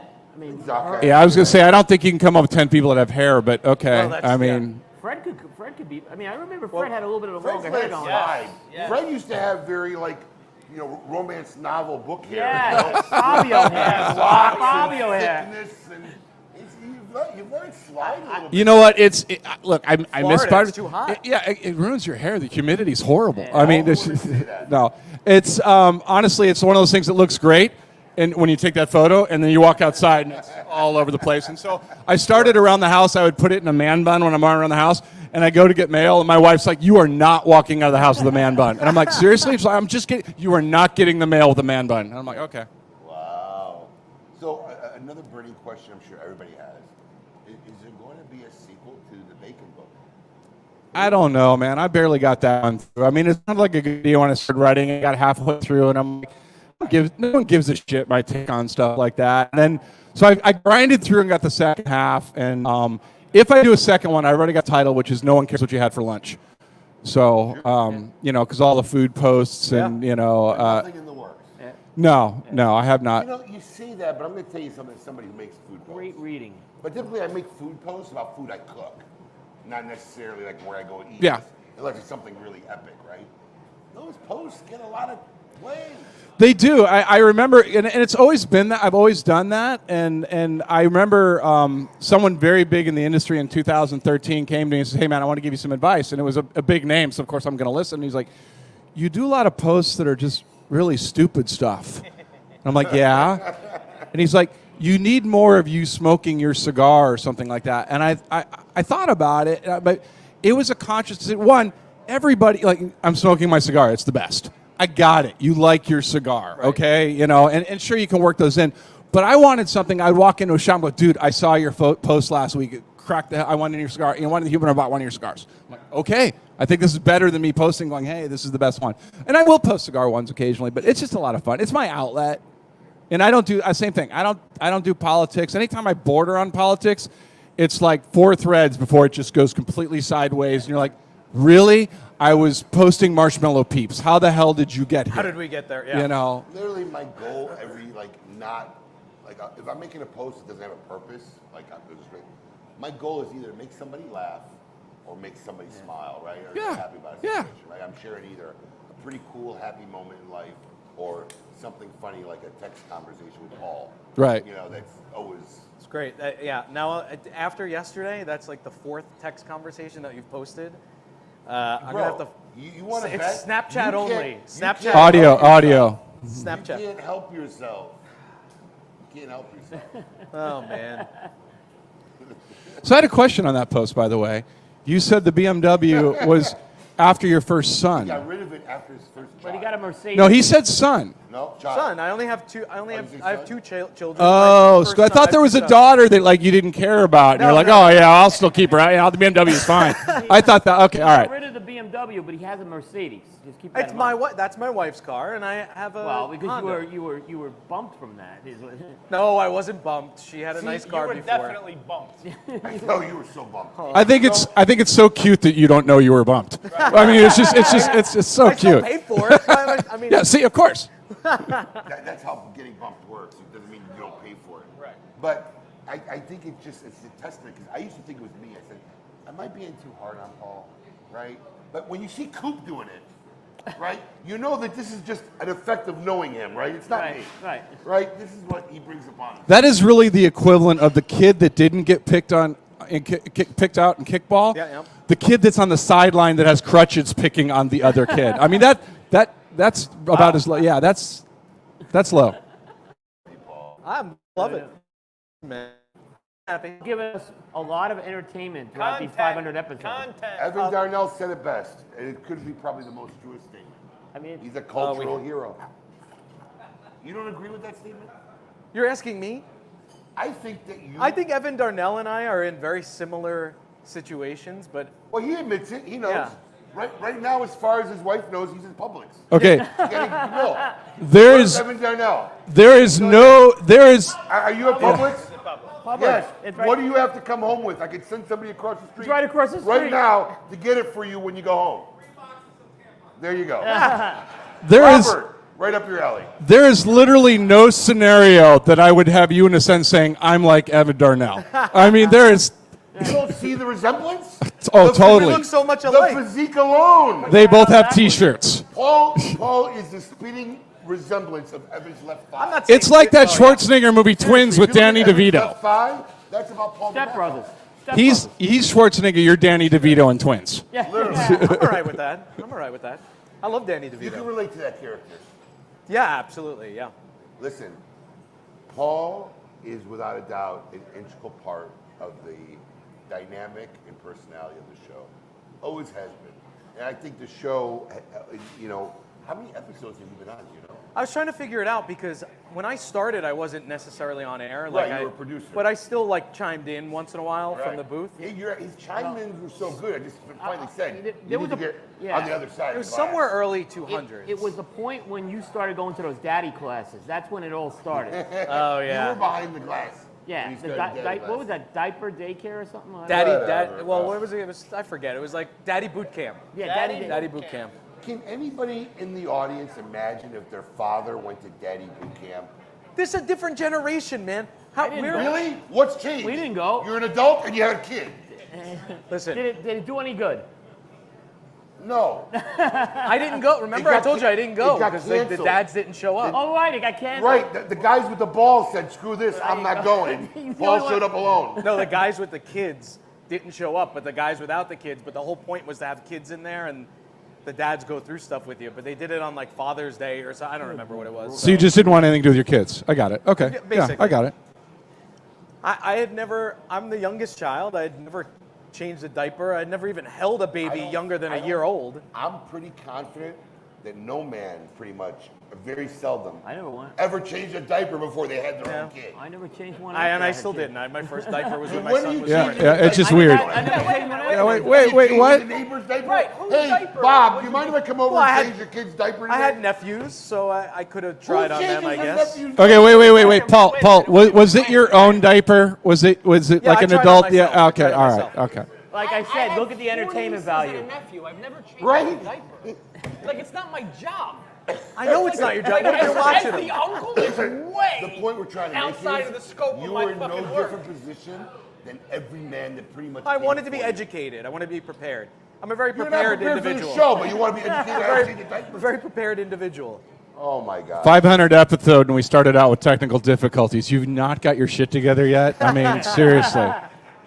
Came in. What time did you get here? But Paul, 9:45. Paul really, his personality persona has become a big asset. He's the anti-Abe.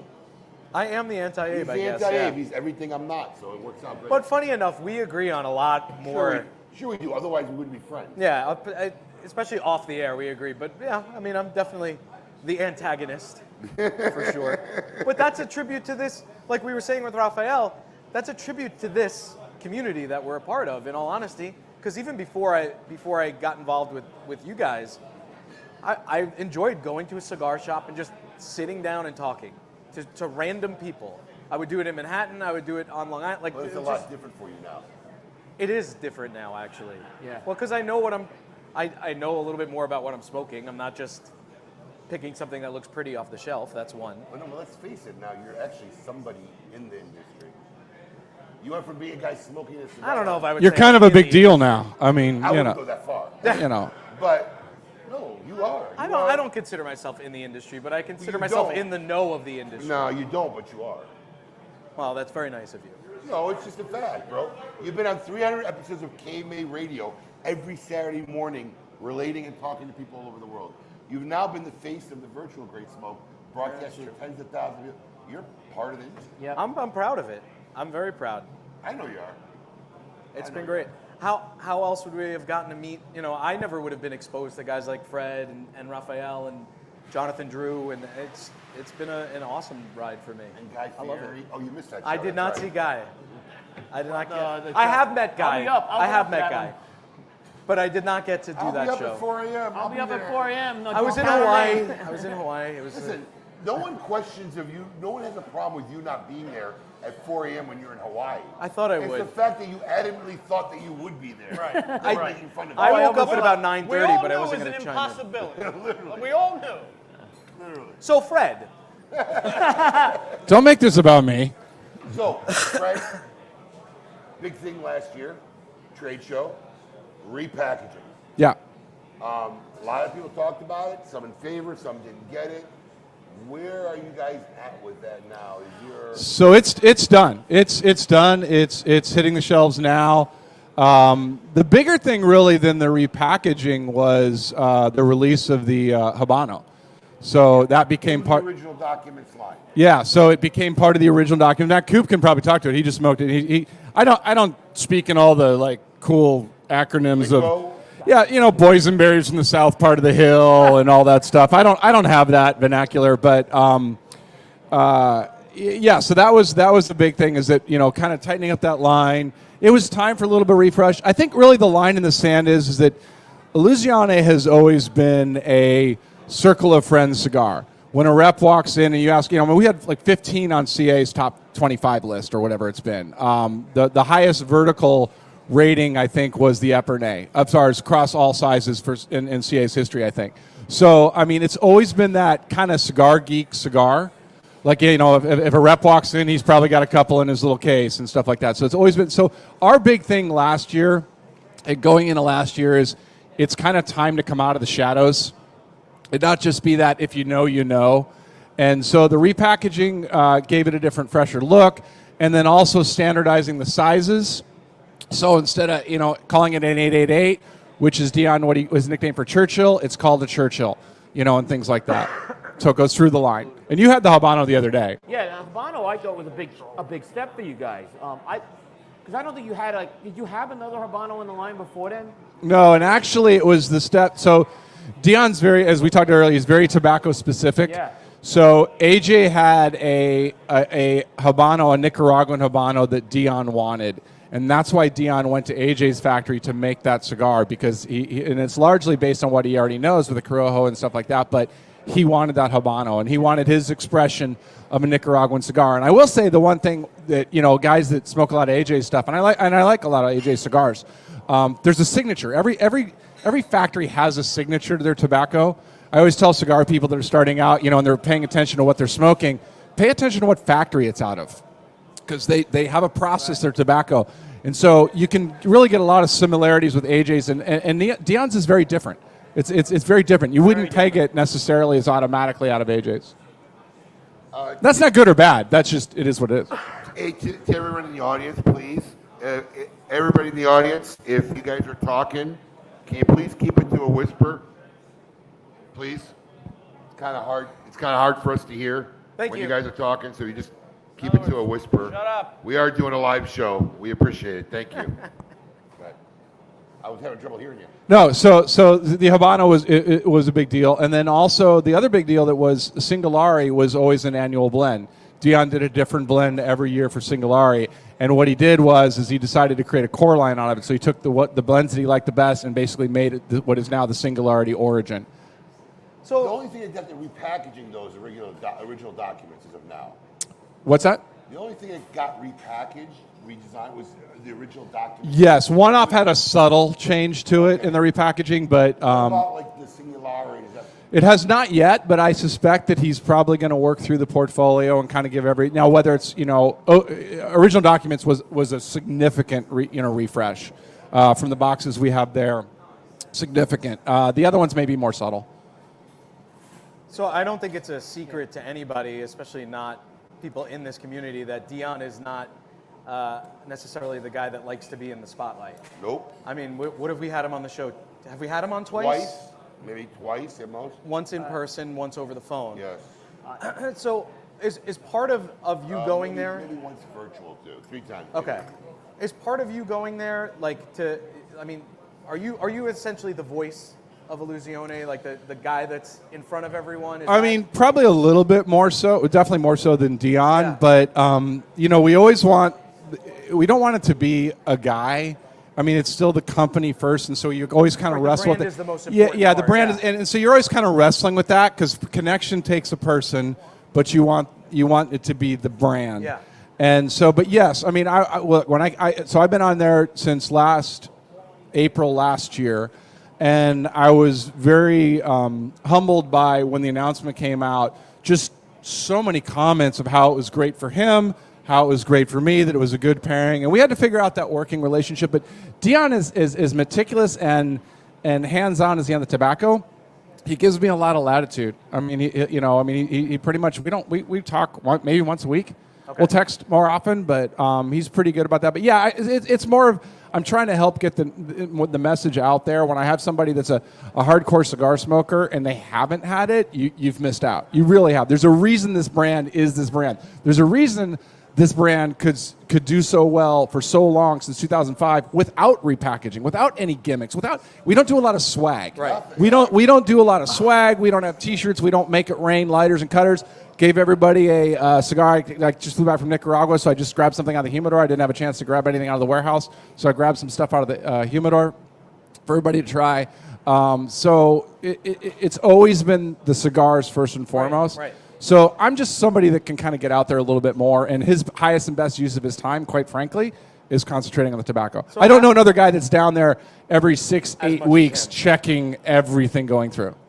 And having owned your own brand, built a brand, sold a brand, did you think you were going to stay in the industry? I mean, because I know you said when the announcement came out, we had you on. Mm-hmm. I think we may have been the first ones to have you, or was it? Close to it. We were. Yeah. So you said directly to Abe, you're like, if I were going to do this, the fact that it's with Dion is the most amazing part of it. You were like, this is the brand. Like, I love that it's this brand. Yeah. Did you think? Like, were you outwardly looking to go somewhere? No. I mean, it was one of those ones. So when I sold the brand, I got some great phone calls from some great companies. But to be honest, I didn't care if I just went back to being a cigar consumer. Right. I mean, that's where I'm happy. I love smoking everybody else's cigars. Job of them all. Yeah, it is. Well, it's the most expensive job in some ways of it's all. But so yeah, because I went back out, and the first thing I'm like, I had to go pay full price for cigars, and I'm like, well, this sucks. How much does that cost? But it was a very short list of people that I liked the company, and I liked all their cigars and the philosophy and everything goes with it. So there were a lot of great companies that I'm just like, I just don't see myself as a fit. Right. And it wasn't one of those things that I didn't need the money, so it was all going to have to be on my terms. Yeah. And it had to make sense. And Dion and I talked for years. Hey, maybe we'll do something at some point. We go back and forth, and I always joke that it was like the longest. So are we going to the prom or not type situation. Right. And then he just called me out of the blue last February. Matter of fact, we were at Pro Cigar, and he called me out of the blue. And I was filming those shows that I wanted to do just to put out there for everybody. Which we should talk about as well. And then I'm like, yeah, I'd love to do it. I mean, he was a top 3 brand, and honestly, when I say he was a top 3 brand, I would even consider there's nobody else. It wasn't like I'd get down to number 8. It's just like, no, I'm just cool smoking cigars. Right. You know. Right. What was the part you want to let's talk about the. Is it what do you call the series? Is it a document? It's not really a documentary. I don't know. Oh. Yeah. So it was during that weird 2 years that I had sold the brand and wasn't working at Luciane, and so I'm still on shows. Like Coop has me on, or somebody has me on, and it's literally Great fodder for any show. Well, yeah, and it's literally that, like, why? You know, it's like, why am I here? You know, I mean, why am I here? I mean, you know, it was the guy that used to own Format. Formula. It's just weird, and so I wanted to do something, and so I thought I went to DR. I was down for Pro Cigar, and I was sitting with Ernesto Carrillo, and we were just talking or whatever like that. And it's just having drinks. There's not an event. There's nothing else going on. And I thought it'd be really cool for people to just see them as people, not necessarily be on a show where they're showing their latest cigar and, you know, here's why you got to buy my latest cigar. Right. So the idea was I didn't want any sponsors. I didn't care if I made any money. It was my give back to the cigar community, and I wanted them to see those guys the way they were. I wanted it to be 75% personal life, 25% cigars. In reality, it's probably 60% cigars and 40% personal life, just because you can't get away from it. So the first episode was Carlito Fuente, and then there was, you know, and I approached all of them, and they're all like, absolutely, I'm in. I let them pick the location. Where to do it, yeah. Fuente wanted to do it at the Chateau. Hanky wanted to do it in a field. Lito Gomez and Tony wanted to do it on the factory floor, which was a sound nightmare. Yep. The sound was so bad. It's saying that in the field too, but the floor was horrible. Almost like here right now. Almost. Right. I literally had to hire a Hollywood producer, a sound audio guy to fix it, and he did great. But I'm very proud of him, and it was just a give back to, you know, that, hey, you're smoking, you know, a Fuente, go watch this interview. And there are just some great moments in there that are just, you know, where they reveal stuff they've never said. Yeah, it's very intimate as far as, like, I mean, I like the concept that it's you and them in a room. I mean, obviously there's crew, like, especially with Lito, like, I feel like really, like, opened up with you, and you guys obviously have some kind of a... No, he's the one I had the least relation. Really? Scared the shit out of me. Oh my God, I thought you guys were like best No, scared the shit out of me. I mean, that was the only one I was nervous about. Because I go back and I watch Carlito on some episodes, and Carlito will sit there and he'll talk to you, but he's always scanning the crowd, and he's like this, and he's answering your question, and he's looking away. And so I'm like, I got to mentally prepare for when I'm there, him like looking off, but still, yeah. He was like this the entire hour. Just Did it freak you out? No, because he has a way of making you comfortable. He's so genuine. He's so just revealing, you know, information. One of my favorite TGS videos, interviews. Oh man, of all Great Smoke. And emotional and you know, invested in the interview. He gets, you know, teary-eyed at one point. I'm like, let's change it because we're all getting teary-eyed. I busted him on one thing that I'm like, that's how comfortable it made me feel. So he's talking about the factory. And if you ever have a chance to see his factory in DR, it's amazing. I don't know anybody that's in a building. There's crown molding in the janitor's closet. I mean, so he's talking about building this and wanting to show people and the heritage, and he's super big on family, as everybody knows. And so at one point I'm asking him, like, well, Carly, you don't really give tours unless someone gets an invite. So did you build this factory for other people, or did you build it for yourself? And he's like, yeah, and I guess I built it for myself. That's, yeah, I mean. You know, I'm going to tell you something. It's very funny because most people don't understand this. I try to have this conversation with people from time to time. You know, most of the time, I just fly by my seat of my pants. I want to do something, I think of it, I make it, I work, and I do it. I'm not really thinking of my kids or legacy or 3 generations back, right? Every decision these guys make, which is why a lot of times they are so slow to get something, right? Like a, you know, Fuente Padron collaboration. You know, it takes them a long time to get there because every decision they think about is not about today. They literally make decisions. How this is going to affect our great-grandkids and their kids. I mean, that's too much pressure for me to live and try to make decisions that way, right? I used to think the whole, like, you know, for the people and family, I'm like, oh, that's good. You read that in a marketing book. That's a really good thing to pass on. But when you're there, you feel it. And everyone, like Lito was talking about legacy and just, when he dies, what's he going to do this? And Tony's like, you never told me that. When you die, you want this. That was a great interview, because there's a lot of that. Well, and so I didn't realize that they've never done an interview together. Nope. And Manola and Raquel Quesada had never done an interview together. I didn't know that at the time. But to your point, they it's genuine with them. They think about past generations and what not to lose. They think about how they don't think about we think about, I own a plumbing company, I'm going to leave it to my son. I mean, they think generationally. Hanky the same way. I mean, what mark do you leave, and what do you leave? How do you leave it better than you found it? How do you contribute to the depth of thought that most people can't even comprehend, because we're not at that level to think. Yeah. Like, I'm worried about my kids' kids. And what it's really mind blowing. But I've been able to witness it and see the process of it, so I have an understanding of it and respect for it. So it's like Rafael said. It's like I don't know if I do. I didn't. Well, I did those episodes for nothing. I did it for free, and it cost me a lot of money. So I mean, I think they would do it for. They don't care how much money they make. Yeah. They really don't. They're trying to create something and put it out there, and that's what I love about this industry. But not anymore. Well, yeah. It's not about that anymore. Yeah, when they first started, and they're hungry. They're like, I got to get food on the table. They Yeah. want to feed their kids, but now it's way beyond that. I've said it once, I said it before, and I say it in a way that not to be offensive, but Carlito's passion at this point is beyond selling cigars. I think selling cigars is the last thing Carlito thinks about in his day. It doesn't even factor into what he's trying to do today. I don't think Carlito even knows half the time what's going on in the sales. And he doesn't want to. No, I agree. It's now about building legacies, foundations, bettering lives of the world around him, and it's such a different level of thinking. It really is. I mean, it's a very unique industry. I mean, what I love about the whole cigar, club environment is that you can have a guy that makes $1 zillion a year next to a guy that's unemployed, next to a guy that makes minimum wage, and everybody's equal. Everybody, and we come here, we solve the world's problems, we go home, it's all fucked up. We got to come back the next day and fix them again. Can I swear on the show? Because I've already done it like 3 times. So okay, good.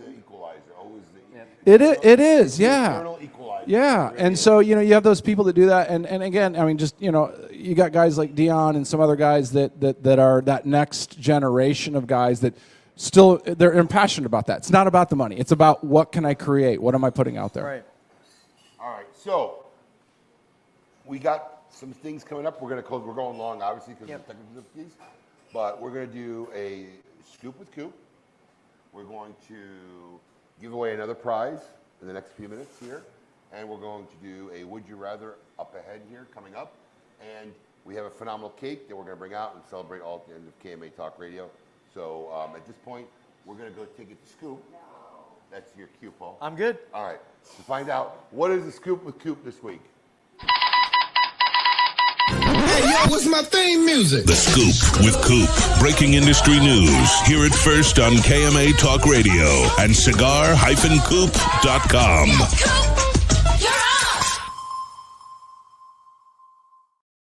News, out of my judgment, I forgot I wanted to go to one more dummy dialer because we got 2 more to squeeze That's in fine. before the show.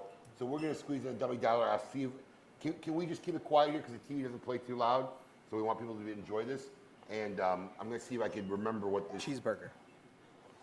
All right, so I don't know. This cheeseburger one was This is the aftermath. Right, so this is a 4-segment. This was literally 4 different phone calls. So I think Alex only put down 1. Maybe during a KMA episode, we'll play all 4. But this is a girl who called me who wanted to find out where we're at. And of course, I never tell them where we're at. It's like some water tower, blah, blah, blah, blah. And at one point during the conversation, because I'm acting like a stoner here at this point.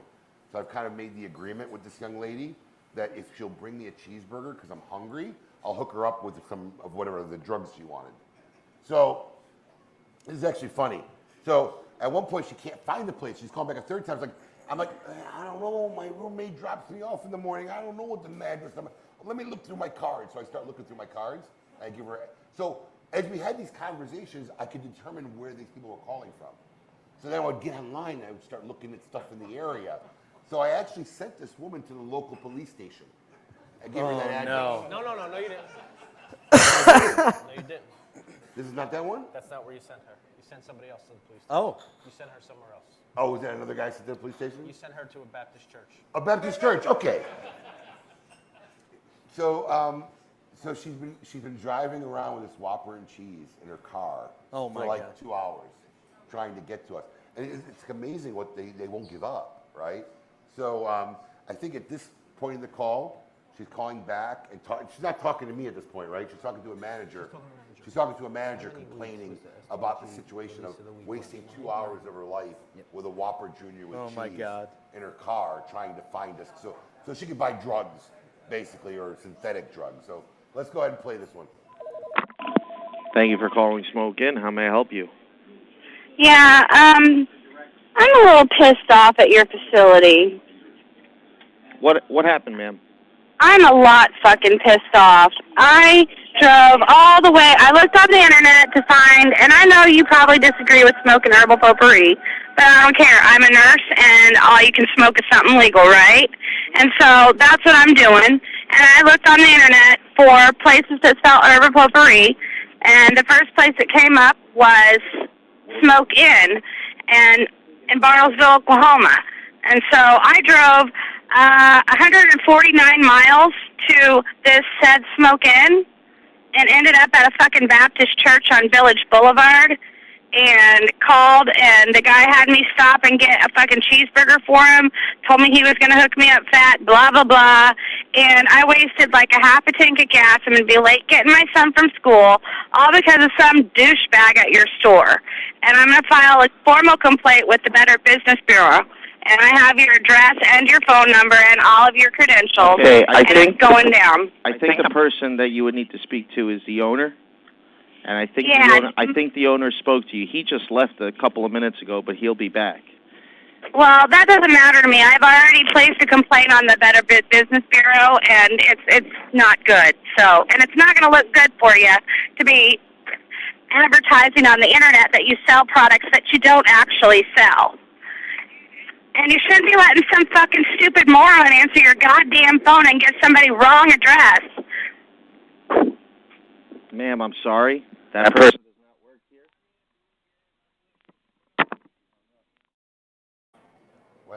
That's it. That was it. Is that it? She hung up. So, please. There you go. Oh, let me tell you something. That was a 4-part series. I mean, I'm telling you. Oh my God, these she was things- pissed. So let's get this right. She's a nurse. Yeah. She's left her kids and gonna be late picking up her kids so she can get some synthetic drugs, right? This is the conversation we're having. And she with drove people. 149 miles. It really is absurd, man. It really is absurd. But that was great. And we're gonna bring you guys, now that we found all these archives, we're gonna bring you guys more of these dummy dialers every week. That'd be a great segment. Oh yeah. So did anybody get the cheeseburger? Yeah, Or? I never got the cheeseburger, bro. Never got the cheeseburger. Probably gave it to her kid to make up for being late. Characters. Yeah. I put over in one of them where I actually get somebody to break down and do a prayer with me over the phone. Oh yeah, you don't need those drugs. Come on, let's do a prayer together. Come on, pray with me. Oh yeah, there's so many characters. This really went on for a while. We're gonna have fun with this in the next year and play a bunch of these dummy dialer segments. It's really good. So, Should I play Coop's intro again? no, at this point, Coop, Yeah. go ahead. Tell us what is the scoop with Coop this week. All right, so it wouldn't be a KMA news report without an STG release of the week. Oh boy. So they're getting ready for the trade show. So they're starting to make their announcements at the trade show. You heard the Boulevard was a few weeks ago. El Rey del Mundo, a brand that they brought into the Forge portfolio a couple of years ago. They're going to have a what's called the El Rey del Mundo Shade Grown. It is going to be a Connecticut shade release, but with Sorry, go ahead. using a shade grown wrapper from Honduras. So a little different, not totally. I mean, look, I'm not gonna lie. When I opened up the warehouse, because when I got in this business in 1997, that El Rey del Mundo, the 3 sizes in the tissue paper, the Robusto, Largo, Robusto Supreme, whatever it is, that was such a hot selling brand for me. Yeah. I could not keep it on the shelves. So when we opened up the warehouse, we had the ability to bring on a lot more lines than we could normally carry in our humidors, right? We had a lot more room. And I think I bought that out of just sheer, what do you call it? Nostalgia. Thank you. Who said that? Thank you. Nostalgia. It was out of sheer nostalgia I bought it in. I don't think anybody's buying I it. don't think we've placed. Sold one? I don't think we've placed a reorder yet. Yeah, it's been a year and a half. I bought it at Sheer Nostalgia. Nobody's buying it. So, yeah, I mean, it's a $6 cigar they're doing with this. It's a value price. You know, that tissue... It's always been a value price cigar. The tissue paper thing doesn't work for a store like this. I mean, I can see it in a catalog, but you can't put cigars in tissue paper. People can't see them. We used to sell, we used to sell by boxes in Really? stores. Really? I'm telling you, I used to sell it by the truckloads when I was simply a brick and mortar retailer. Wow. So when we opened the warehouse, I bought it out of nostalgia, thinking nobody buying it. Huh. So, wow. Old brand.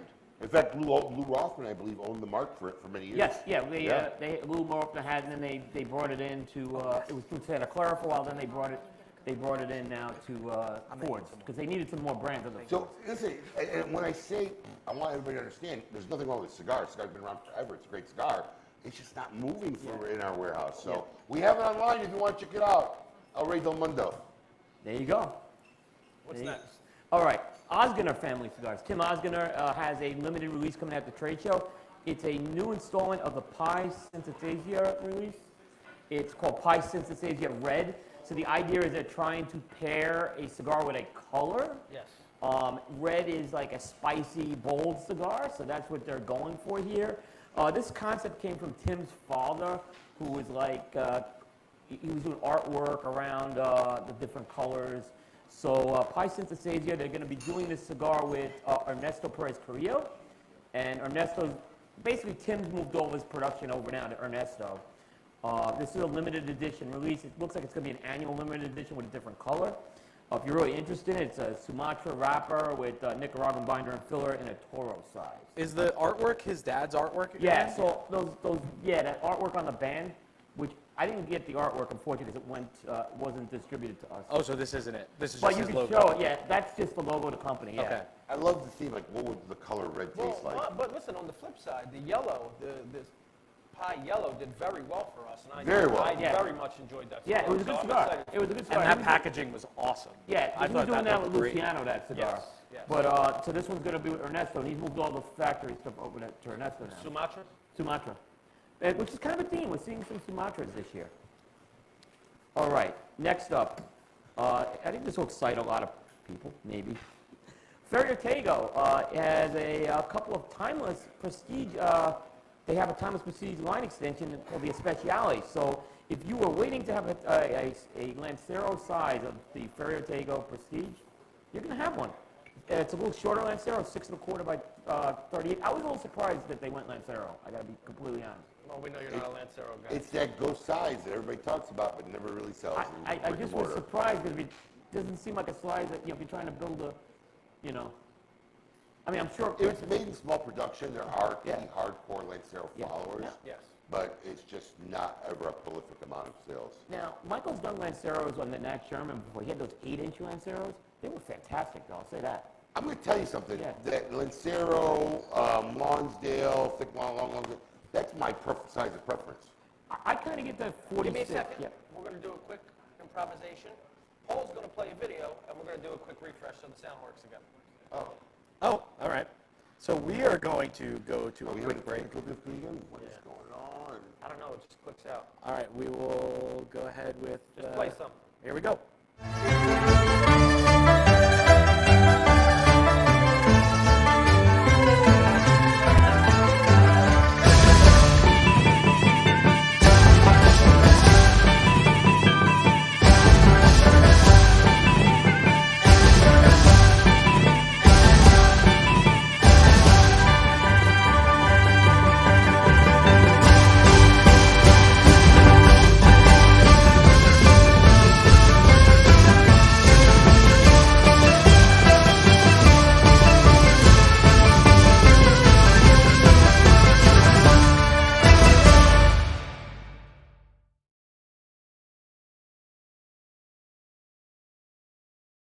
All right, we are back. Oh, All right. All right. Sound should be back. Somebody let me know in the comments. I'm wondering if it's when I turn to talk to you guys that I'm having a problem. No, okay. it's just random.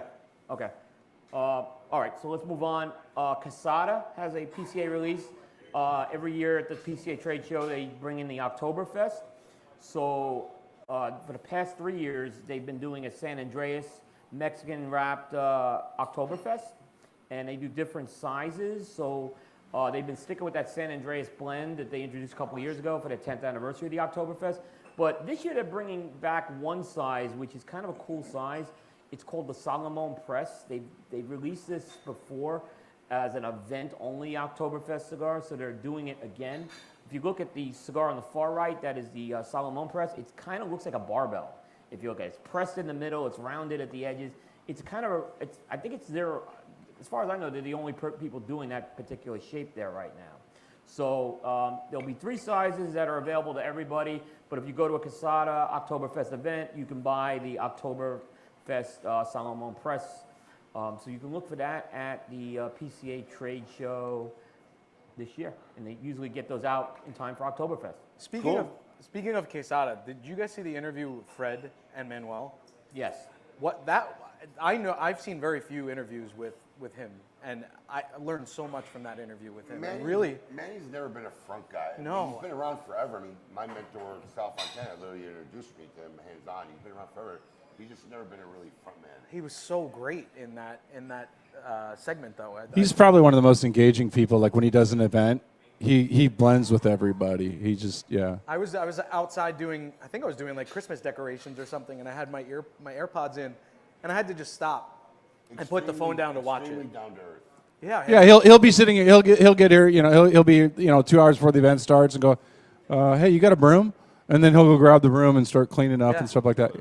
Really will do it. Yeah, seems like a really great guy. But that was one that really stuck out to me, actually. Yeah. Anything else you got going on?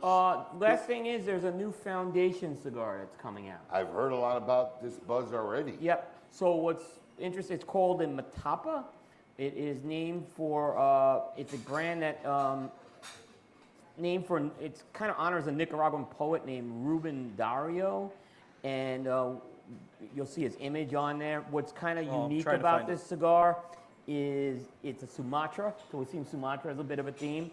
And that's the first time Foundation's doing a Sumatra. So, it's kind of interesting to see Nick start to play with other tobaccos right now. That will be another PCA release. And it's going to be offered kind of what they did with Olmec last year. 2 blends. So there'll be a Maduro, which is a darker one, and a Claro. And they'll be box pressed and priced between $14.50 and $18 cigars. So That's coming to AJ, right? That's coming to AJ, yes. Because AJ's got some Sumatra to do. So that's it for this week, though. All right, that's the news with cigar-coop.com. Please check them out for all the up-to-date news. Always teaser and rumor free. We have another package from Altus here we're going to give away. It's a box. We're going to see. We're going to test your trivia acumen right now, really quick. See if you guys know an answer. But Alex is going to ask a question and see if you guys can win this box. You want the box, right? Yeah, get the Romeo and Juliet Not the box. cake. Yeah. Get the box. What's in the box? What's in the box? Look at Rafael. Oh, thank you, Raph. Rafael's got it. There you go. Alex, you can ask a question. Raise your hand. We'll call on you. Okay, so we had a segment running for a little while during the Scoop with Coop called the STG Release of the Week. Okay. Right? How many weeks consecutively did that run without pause? Oh, man. Oh, wow. I don't even know. Ooh. Let's throw a number, guys. Throw a number. 13. Sean. Wrong. 13. Wrong. 13. Who said 9? Bingo. Johnny! Winner! Congratulations. Yeah, we validated that, too. You won that box. All right, then I was right. I thought it was 9. Cool. Yep. All right, we're going to go to our last dummy dialer tonight, and then we're going to go to Would You Rather with Fred Rewey, and we'll bring out the cake. Well, no, we got Hart. Oh, we got it. Let's put let's Taylor figure it out. the longest Let's do that now. tape. Yeah. The longest running tail tape, female heartthrobs. This is our #1 picks. This will end this season officially. We'll come out with another Took us season. long enough. Right, it took us longer. We'll come out with another season. Let's take it to the tail of the tape.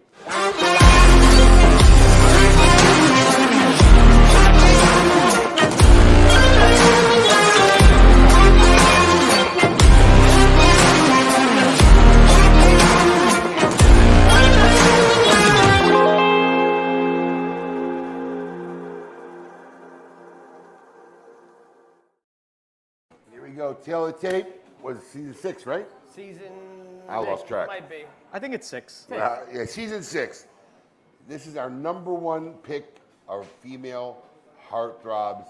Let's start with the most worthless one, Paul DeGracco. Come on, man. Let's go. Paul's gonna Minnie Mouse. Give us your Disney character. All right, my number 1 pick. Now, listen, you had a good one last week. I did. You had a good one last week. Don't let me down, because if you go backwards, I'm going to be disappointed. My number 1 pick, the number 1 Disney heartthrob, got to be Jessica Rabbit. It had to be. Come all on, right. man. You have some respectability. You got it back, Paul. It is Woo! without a doubt. Knew it. Jessica Rabbit. Couldn't beat anybody. You've gained a little respectability. Trying to get my wife to make that her Halloween costume this year. Yes. Without a doubt. Maybe it'll be yours. A little red wig. We'll see how it Maybe goes. your Halloween costume. Exactly. I'll be Roger Rabbit. You know, I'll wear the floppy ears. No, and she all could be that. Roger Rabbit. You could be Jessica Rabbit. All right. Well, I could do that. Yeah, I could pull it off. He's got the boobs. I got arm in there. I can see it. All right, who's next? All right, I'll take it. So I was going down the R&B. the realm of hip hop and R&B, Yeah. but this person could absolutely make it on any list, and that is Jennifer Lopez. Oh yeah. Let me tell you something. That could Her be. Super Bowl performance at 50 was unbelievable. And still looking great. Hot. God damn. Hot. All right, that's a solid number 1. Could make any list. Solid number 1. Jennifer Lopez, number 1. Coop. All right, mine's a story of my life. This one, if you grew up in the 70s, she was the heartthrob. There was nobody close. I mean, you wore her on your T-shirt. You had posters up on a wall. It was Farrah Fawcett. Farrah Fawcett. There you go. It's a good pick. That's a good pick. Yeah, there's no contest. No contest. Everybody had a Farrah Fawcett poster. I mean, I had to argue with my parents to try to get the T-shirt. And All right, I got to say, very respectable number 1 picks across the board. Anyone want to take a guess what my number 1 pick is in the audience? Get the fuck out of here. The Door. Anybody want to take a guess? Nobody? Man, I really thought this would be a lot easier for... Bo Derek, I think, was in my number 10. Yeah, she made it. She made it. She was number 4 or something on that. I guess maybe it's just me. Maybe I'm nostalgic. My number 1 pick, female heartthrob, the epic, like the epitome. Marilyn, you gotta put up Marilyn Monroe. Okay, I didn't know. I Marilyn couldn't Monroe, tell. man. Look at that. You cannot say anything about Marilyn Monroe, man. Thank you. She fucked the president, for Pete's sakes. I mean, Jesus Christ. That is true. She was a heartthrob in her own right. There's something about her. I mean, just look at that face. There's just something about Marilyn. I think looking at Marilyn Monroe makes me feel like I could actually run into her, like running downtown at City Place. Look, there's somebody that looks like she was awesome. I was young when it was her time. Still one of my all-time amazing heartthrobs. One of the most iconic photos ever. Mine was Marilyn Monroe. So let's put up our whole leaderboard. Do we have it or no? We have the leaderboard. Nice. Yeah, I wanted to put a bigger picture of a better picture of Marilyn. That's epic. Yeah. Epic. Gorgeous. Classic beauty. All right, so there we go. There's our picks. Season 6, Tale of the Tape, female heartthrobs. There's all our picks. Next season, it will be. Oh. Yeah. Yeah, we made a decision while we made a decision. Yes. It's going to be Tough Guys, TV or movies. Ooh, all right. Top 10 Tough Guys. I got 20 of them already, so great. This one's going to be real easy. Probably caused a lot of debate. Male Tough Guys. So that is the end of season 6, Tale of the Tape. What do we got now? We got just. Would you rather? Would you rather, right? You got a would you rather? Of course I have a would you rather. What kind of guy would be? Are you ready to tell us what you rather, Fred? Absolutely. Brought to us by the fine folks over at Gerker Cigars. It's time to find out, would you rather?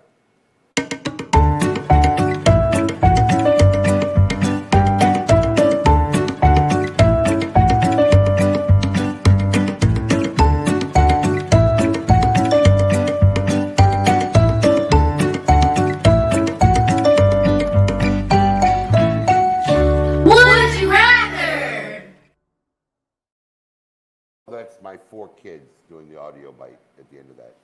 We had like 6 or 7 to choose from, and that was the pick. That was the one we picked. All right, Fred, I'm going to ask you now a question, would you rather? All right. How many questions are there? 1. Oh, okay. All right. As a friend, I'm going to tell you this one was catered specifically for you. Uh-oh. I don't know if this is going to be an easy one for you. All right, we'll find out. You may struggle with this one. I might. Are you ready? I'm ready.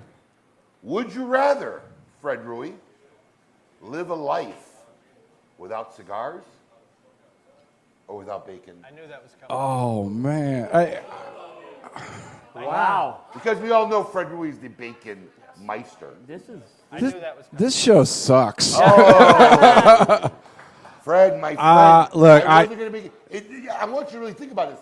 The rest of your living days, is it going to be without cigars or without bacon? Take us through your thoughts, Fred. Like, Yes. you think pros and cons I didn't. here? So I have to lean on frequency, and I have to lean on more just enjoyable experiences. So I would go without bacon. Funny thing, before you say anything, I'm not sure which way this is going. I- Based on those comments, I'm not really sure which way this is going. I'd have to go without bacon. Wow. Really? This is serious.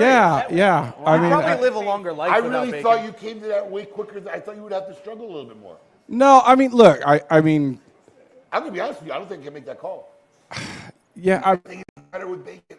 It is. It is. Like It you is. put bacon on ice cream, it might make it better. He's questioning. He's questioning. No. I don't. I could give up bacon before I could give up Would cigars. the answer change if you didn't make a paycheck from the cigar I was industry? going to say, bacon don't pay the bills. Yeah, that's Bacon true. don't pay the bill. Bacon and No, I mean, look. I mean, you're talking about if you. I mean, I couldn't sit in here and not have a cigar. I could have breakfast without bacon. Really? I mean, yeah, I could. I mean, you know. How long do you think you can go for it without having a cheeseburger without bacon? Or, I mean, So funny enough, I don't don't. tell me you don't have bacon on your burger. I usually don't. Although my best cheeseburger recipe does have bacon on it, but I normally don't get bacon when I go out and just get a burger because they usually screw up the bacon. So I you don't know. get bacon when I go out on burgers. No, I do it at home. yeah. At home, I do double or triple cut bacon. Yeah. When I do it at home, because my perfect cheeseburger, that's part of the recipe for what I have on the perfect cheeseburger. Are you hungry? I am now. There's a place that's got great bacon on their burger on the way. Well, there's like food over here. I know. Yeah, there is food there. I know. A lot of food here. All right. Well, there you have it, Fred. Fred Wow. Rewey would rather go a whole life without bacon. I never thought anybody would get me to say that. Then I give never. up- Then give up cigar. The National Bacon Institute will be reaching out to you this week. Losing my bacon sponsorship. Reject your membership. I'm not. I hope the people that send me free bacon know the Yeah. different manufacturers don't actually see this show. So we went very long today, everyone. Listen, first off, honestly, 500 episodes. We never thought we'd be doing it. If I could have somebody bring, we have a cake for everybody. You know what? If you could just, as you walk by, put it on that camera so we can get a picture of this cake we made right there. There you go. Did you get that? Did you get that? Hold on. Stay there while he gets that. He didn't get my cue. I tried to. There we go. We got it. There we go. We got it. So let's put that cake right here. 500th episode. Oh, that's beautiful. Yes. I really want to thank everybody who came up today. I know some of you guys came far. Yep. I know we had a lot of technical difficulties. I hope we still entertained you. For everybody at home out there watching us today, watching us on the toilet tomorrow, next week, wherever you're at, thank you for following us. We do this every Saturday because we know there are people out there that enjoy spending their Saturday mornings with us. Best way to start your Saturday every morning. Big thanks to Rafael Nodal from Altadis. Fred, thank you so much. Evan Darnell and the fine folks at Windy City Pizza in Delray Beach as well. To the Smoke Inn crew who had to come in early and work last night, setting all this up. To our lovely bartender, Sarah, who came in extra early to wait on everybody today. Moxie, my crew, who helped coordinate everything. Matt Briggs, our operational guy. Woo! To my three partners who sit up on this table and on the broadcast with me every week. Awesome guys. And I'm proud to really, even this guy, I'm proud to really share this spot with them every week. Paul, Alex, and William Cooper. Everybody, please give it a hand for them. And not that the technical difficulty was their fault. This is their first time broadcast, but thanks to Nick Stoner and the fine folks over at ShowPro. Yeah. They're the guys who do our Great Smoke broadcast every year. They came in to help make this a reality for everybody so we could do the show in front of a live audience. Thank you, guys. They were here 7 this morning, so 500 episodes. Hopefully we'll do it again at 600. Everybody have a great weekend. And until next week, please keep it lit.